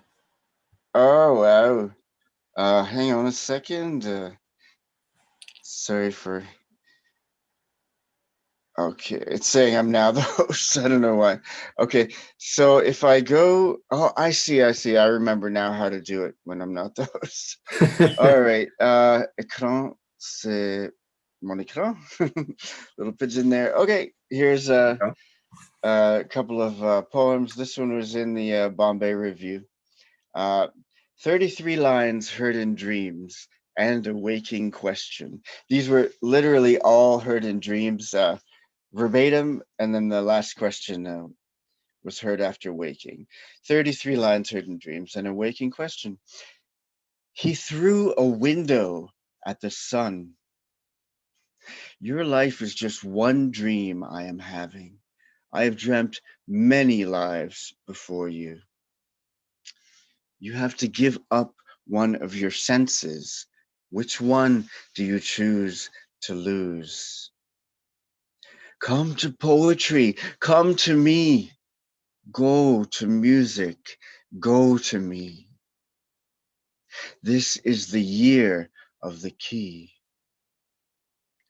When all the inner obstacles fall away, you naturally enjoy the highest state.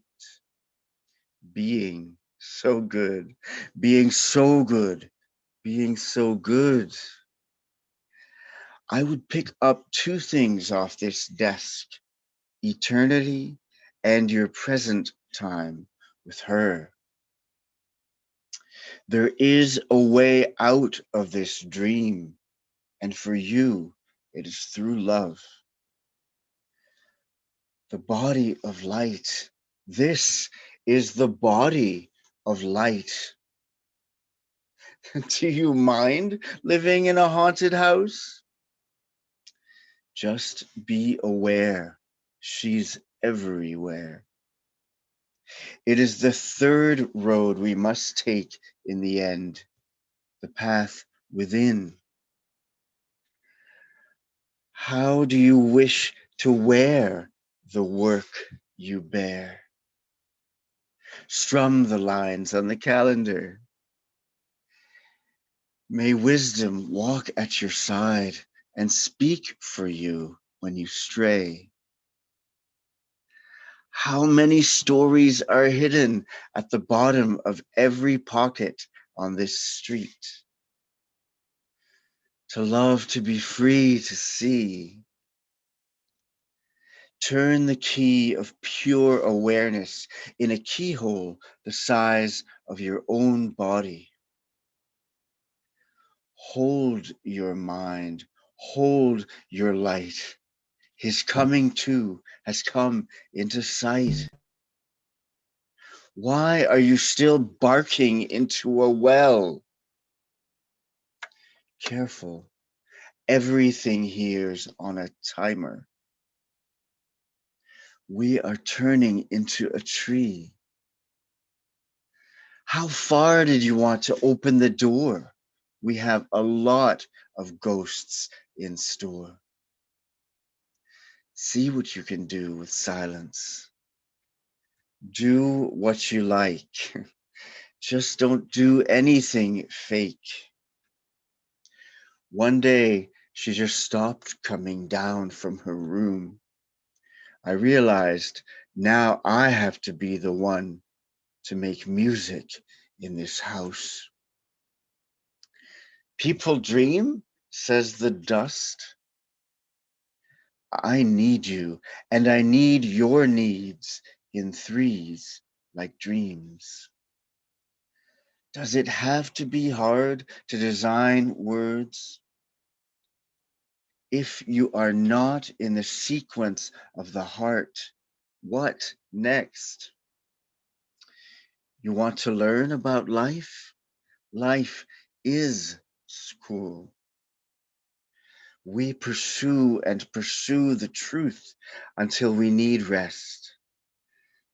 We finally see we are pursuing ourself, and then the rest. Are you awake enough to see from the eye of the heart?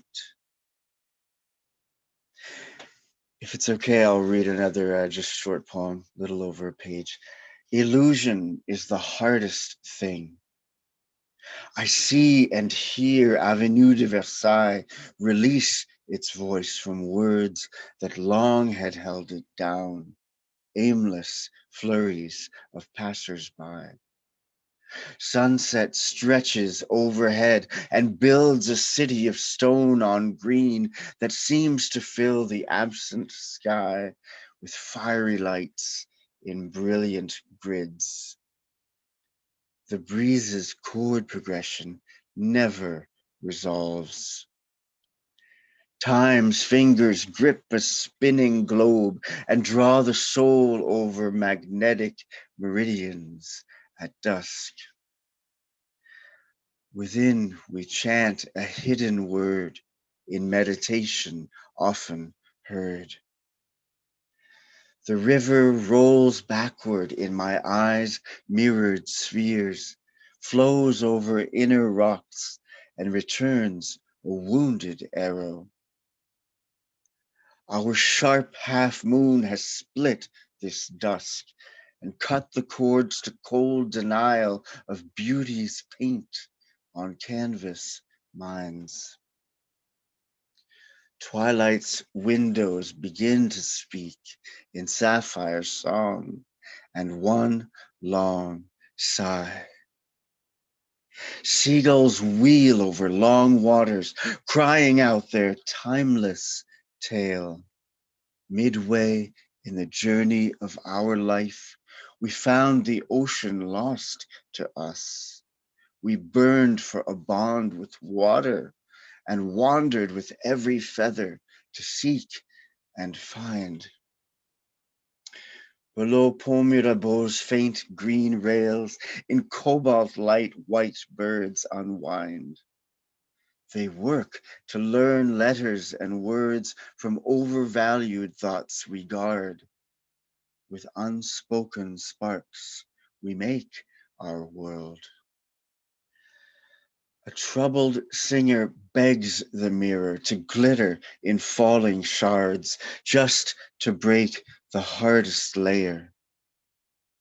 My other mother murmurs, Maya is the hardest thing. Please push the mirror and discover it's a window to within. At the deep heart's core, leave your door wide open. Let kind fire spread.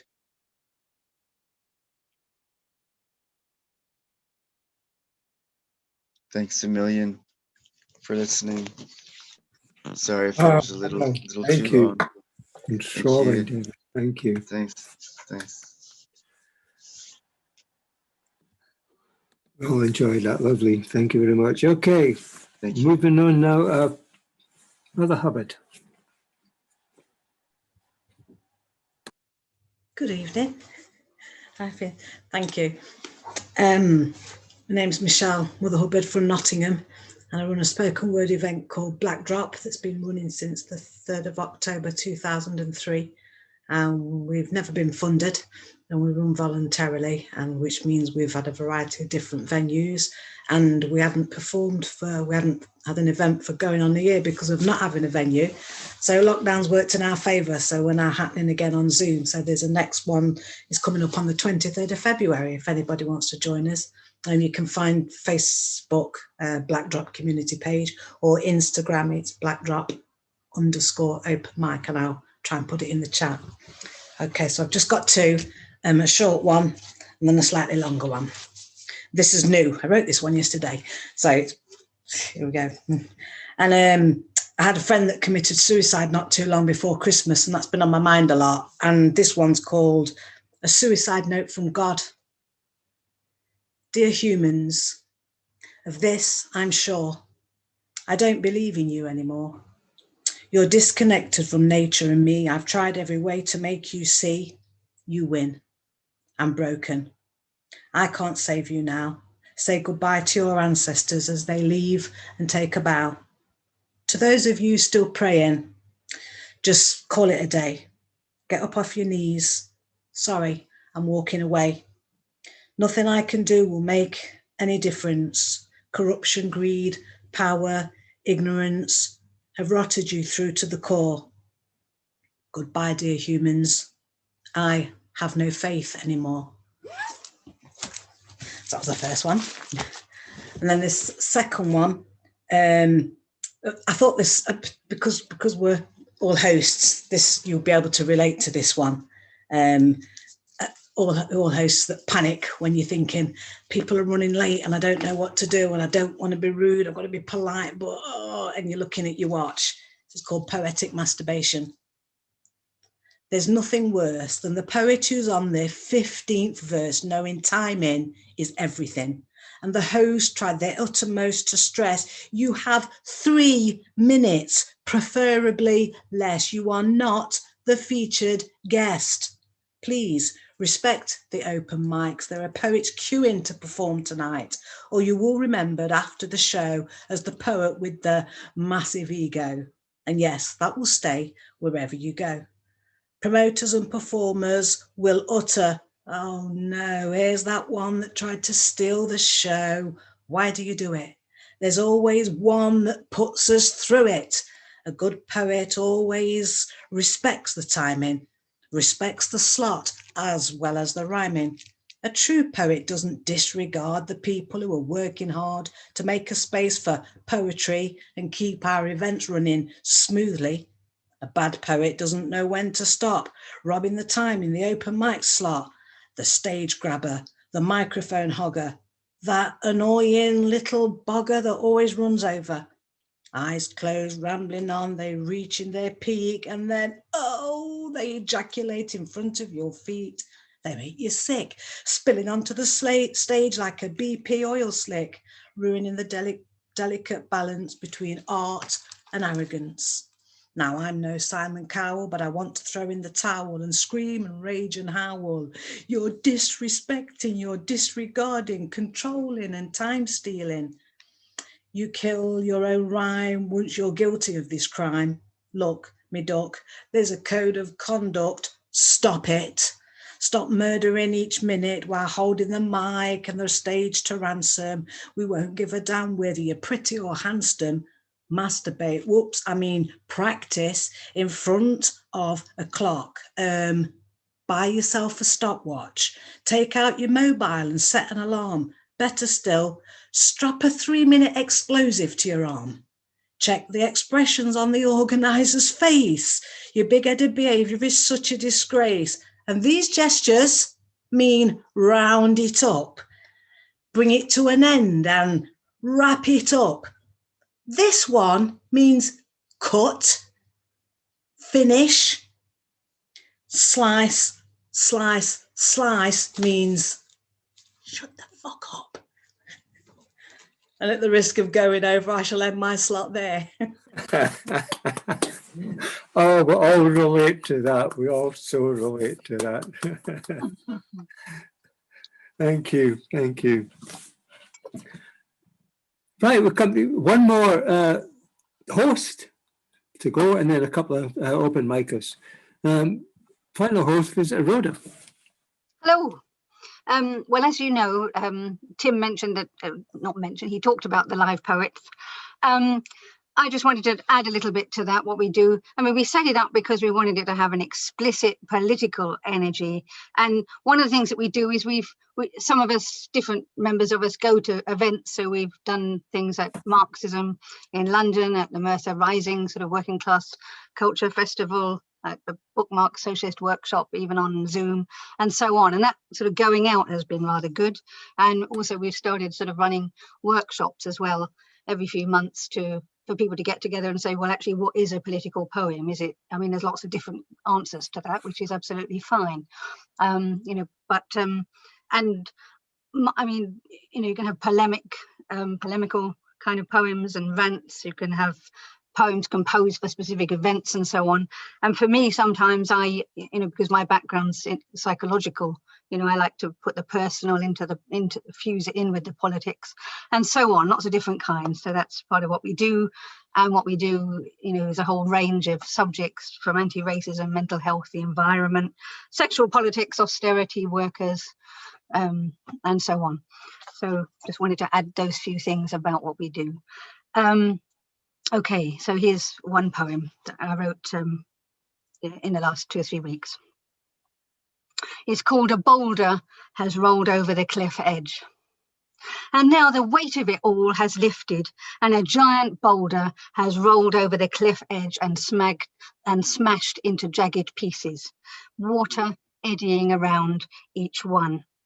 And you, lying there on the floor, and when they came, I kept trying to clear up the mess underneath your body, as if when they lifted your poor, worn shape and carried it out of the door, they might suddenly see all the foul words you had used and all the reluctant conjugal duties required.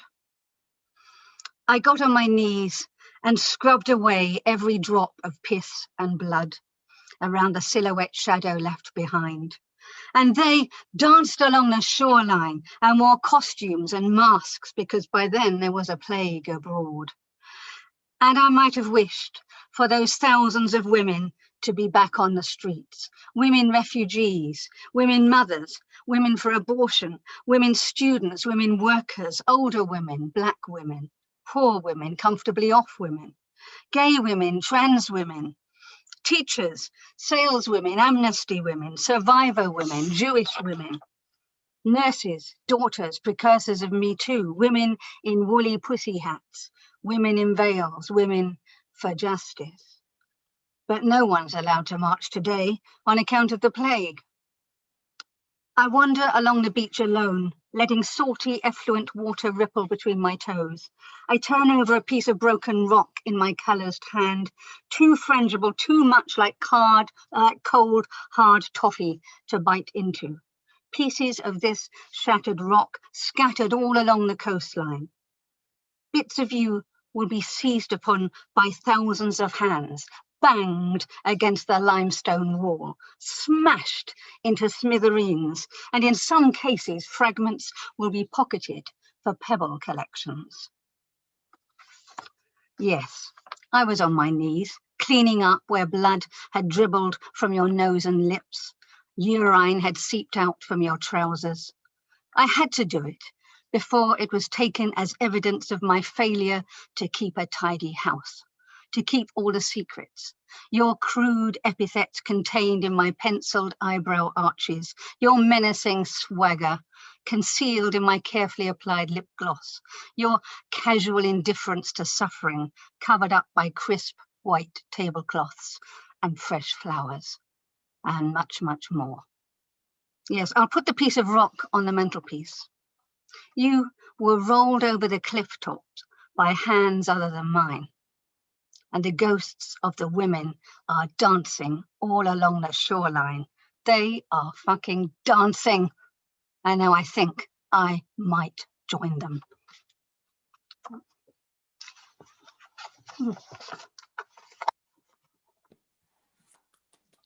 Ooh, thank you. Thanks, Rhoda. Thank you very much. Wow, what a great night it's been. Right, we've 3 open micers now. There was supposed to be 5, but they haven't turned up. So, Ian, you're first up, mate.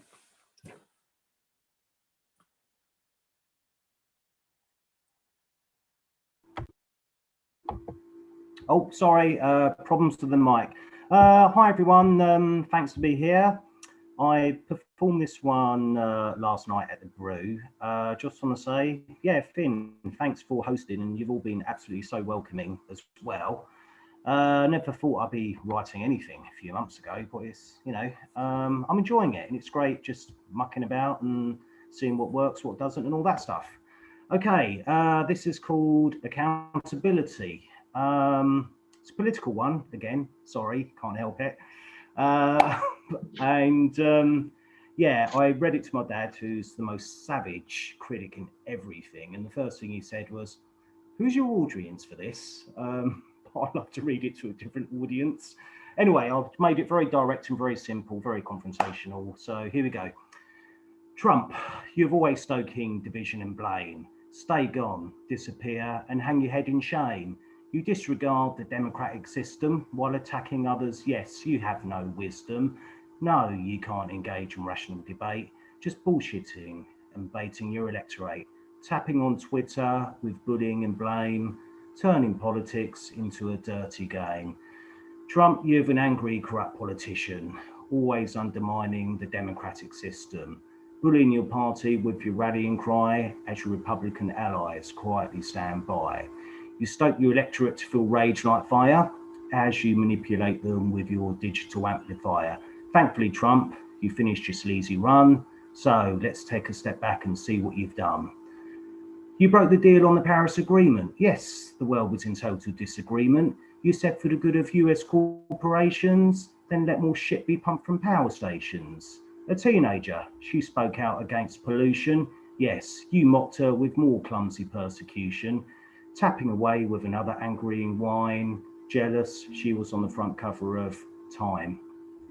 Trump, I despise you more than the devil himself. Swerving tax returns as you've been stealing more wealth.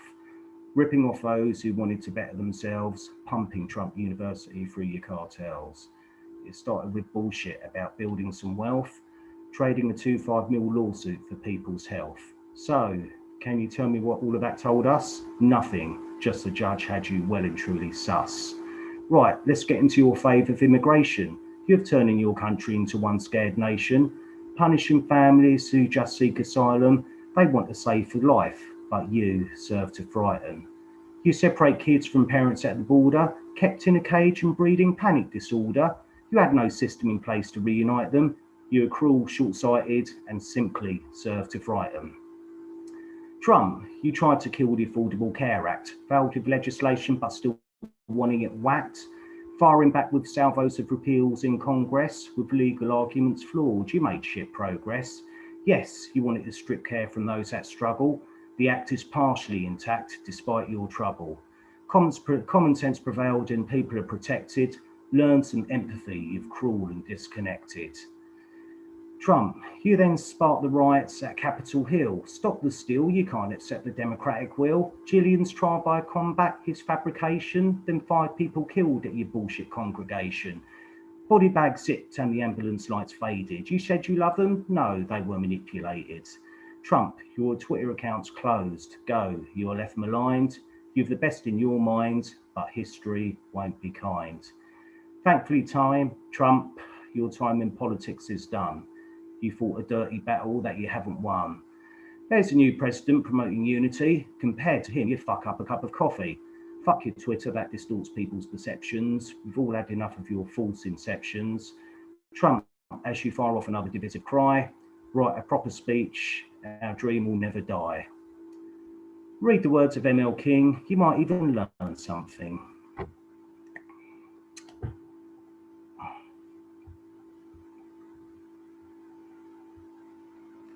Thank you, Ian. Thank you. Enjoyed Thank it. you. I heard it last night, but enjoyed it again tonight. It was great. Thanks. Thank you. You never apologise for doing political stuff. It's all political. Apart from when I fell I'm just over. trying to be understated. Yes, and apart from when I fell over, that's not really political. That's just stupid. Okay, Leslie.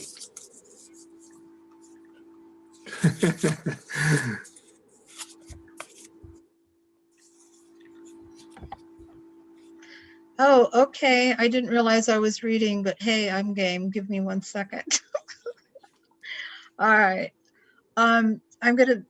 How many have I got, Finn? Sorry? How many can I read? Just depends how long they are. A couple Oh, will be these are fine. real short. These are real short. Yeah. Okay. So this one is called The Memory of Liquid Breath. Liquid breath slows the wake as it travels, gives in to gravity. It surrenders the desire for its own existence and not of its own being. It joins with yours the great exhale of relief that it is, born in you, the impulse to sing, the voice weighty, it roars and gives throat to a music never heard, only perhaps from the garden that is night. As it sings its varied song, the field you walk through, and in dreams, lowering sky, your blanket of thought, it lulls the eyes to sleep, and we do not wake until we are at last complete. Okay, and okay. And I'll read this one, A Prayer to Our Mother. Oh, Mother of Darkness, Mother of the shadow, the world I left to join this world now where I am. In the light now, in this moment, I shine, now present and in body. You are with me and are for me in everything. The mother of all who, watchful, sees all the little boat on the still pond that rocks and bobs with the small movements of water on water, quietly making its way. Fish below, I see their dance below the boat. They in greeting as they come circling, the graceful pirouette of moving bodies, the bright flick of tails, the suddenness of orange, the beacon of color that shoots through translucent water, to be visible for just one moment, and further down, underneath, to not see but feel the still movement of deep water. The mother of us all who there watchful suggests the way through, the way forward, fluid and swift through the water, little boat as it moves through water, at moments dark, at moments when sun hits, the brilliant apple of light, for the moment finds us as it plays upon the water, the little boat moving as it plays upon the water, little boat upon the pond, now becoming sea. I learned from you, my mother. I learned from the everything which is you, the path awaiting, the channels open to when I am ready. Bring me back home, the home that is now, the home that will be, the home that is. And I will join you in my place, everywhere I roam, every place I call my home, in and with the eternity that is you. One more quick one. I can find it.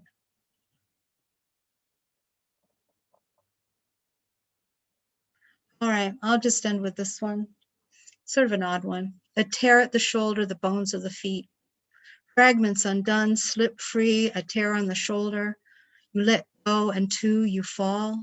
It was a fine dress fallen off the rack, following the path of those that went before. Careful.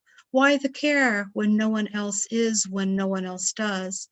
Broken how they travel, these parts untracked, no longer whole, once parts that were invisible, adding up once, adding up twice to something now less than nothing. A tear at the shoulder, a single flaw, a single release, released into what? It was a fine morning. I was to go. I was poised, paused at the threshold, shy, not entering. For that you must go down, and I not. Be ready, look up. The needle found, the thread passed through the eye of the magic camel that rides you into oblivion, and you pieced back together the patchwork quilt of my soul. I am not entering into any bargain, even with that angel I saw sitting on your shoulder. Not me, not this time. Is not my angel.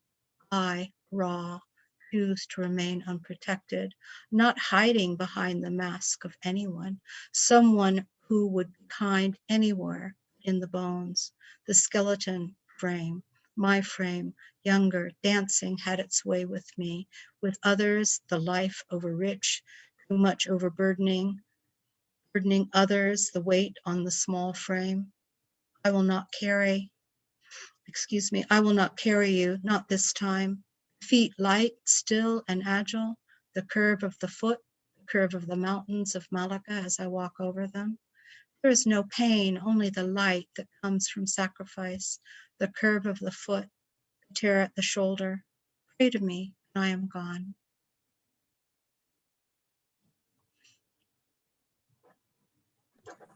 Thank you. Thank you. I just drift away with your words when you read. It's so wonderful. Thank you.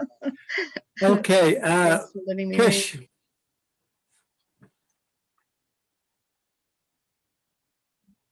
Hi. Okay, Leslie, thank you. Grief just come up and bit me. Thank you. Okay, I'm going to share a couple of.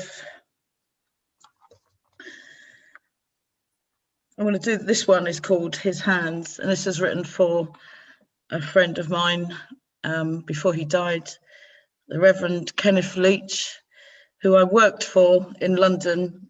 I was a drugs worker and he ran a drugs project. He was also one of the original founders of Centrepoint, and he worked with the Runnymede Trust, which is a anti-racist kind of think tank. I miss him a lot, and this was for him at Manchester Hospital. I washed his hands gently in the hospital, lifting them up one at a time, like he did me, black workers and youth in Whitechapel, Bethnal Green and Stepney. I raised his nails as if those of Christ's, and brushed away as he did warm water and inequity, poured as if a living gospel from an old copper jug that was his mouth. I creamed the skin, translucent, needing touch, preparing him and me for prayer, and bargained with God to save these hands. This man for his ministry was needed powerfully, he working through he. I removed the bowl, then prayed, sang oh so quietly, lips near ears. This friend administering to the minister, arbor of race equality, of groups like the Jubilee. The hospital was blessed with clergy, hands together in prayer, and God is there. Nurses, other friends than me. I sing and wash him quietly. God agreed, and need was still, along with Facebook prayers, his will allowed his hands once more to be in the prayers at a wedding he led for me. Then again, I remember how I stood behind his skirts and VIP, waiting for God with a candle and blessing. My sponsor beckons, champions God in his hands for me. I present myself. Back in time, I now recall, prayers are given over to me in this chalice of warm water, willing his mouth to speak. These words fall awkward from my lips of race and peace and unity, and deal with white fragility in the what would he have done? These answers I cannot draw out, but death bears no finality. The path was lit. He left no doubt of influence or memories of his hands and God in me. Thank you, bless you. This next one is a love poem. It's called Big Papa, and it's for my transatlantic lockdown partner, Danance. When you love someone thousands of miles away through a video screen, but they still make you feel like they are right there beside you, holding you. Every fear you have in their heart and hands, that their strength, even in widow pain, is enough on every call to see you through each hour. Sorry for sniffing. When their constant is a blanket you can wrap around a whole family. When you utter truths that are heard, falling into wide as a canyon heart. In the heat and dust of your only a Texan boy soul, where you corral me in to your big us up, Big Papa rodeo, a family show. When you rest in this, are tamed in your wild, allowed to be a child, then widow beguiled, stronger in your pain from knowing you. I know love, I know trust and gratitude. Thank you.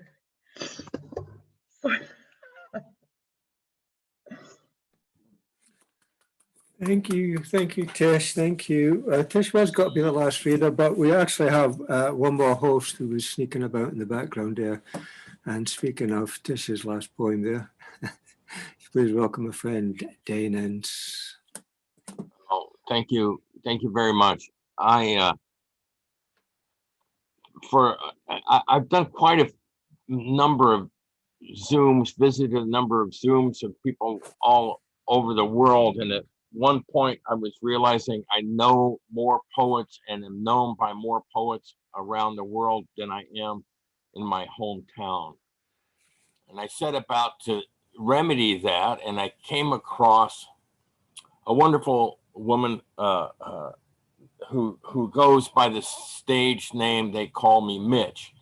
And I remember the first time I went to her Zoom venue, it was just totally mind-blowing. It was like I was in a Robert Altman movie about what a Zoom experience would be like. And so that happens on Friday nights in San Francisco at 7 o'clock, starts at 7 o'clock Pacific Standard Time. And on occasion, I have, sat in for her when she becomes overwhelmed at pushing all the knobs and dials to make the thing go forward. I know it's probably very late for a lot of you folks, but if you get a chance sometime and don't have anything to do early Saturday morning at 3 a.m., I would highly recommend you coming along to see what it's like. It is really has a San Francisco feel to it. It's about all I could say. So I have three pieces I'd like to read. I feel darkness, fraud, the face of joy, smiling. I walk into this world with nothing but a soul. I hold out my beggar's cup to busy know-it-all men. I cannot look to them for salvation. Lies somewhere within, as these men are clever, bigger, better than. Stronger in every way, I see them seeing nothing, thinking they see everything. I am on this sidewalk, this speck of dust. I will join that speck and that speck until we are all a place where daisies grow. I have no altar, but this shipwreck. Splintered kindling sticks, heart 66 still beats to 67. Eyes see light, glib to share the day with Mozart's birth, the captain of the Titanic.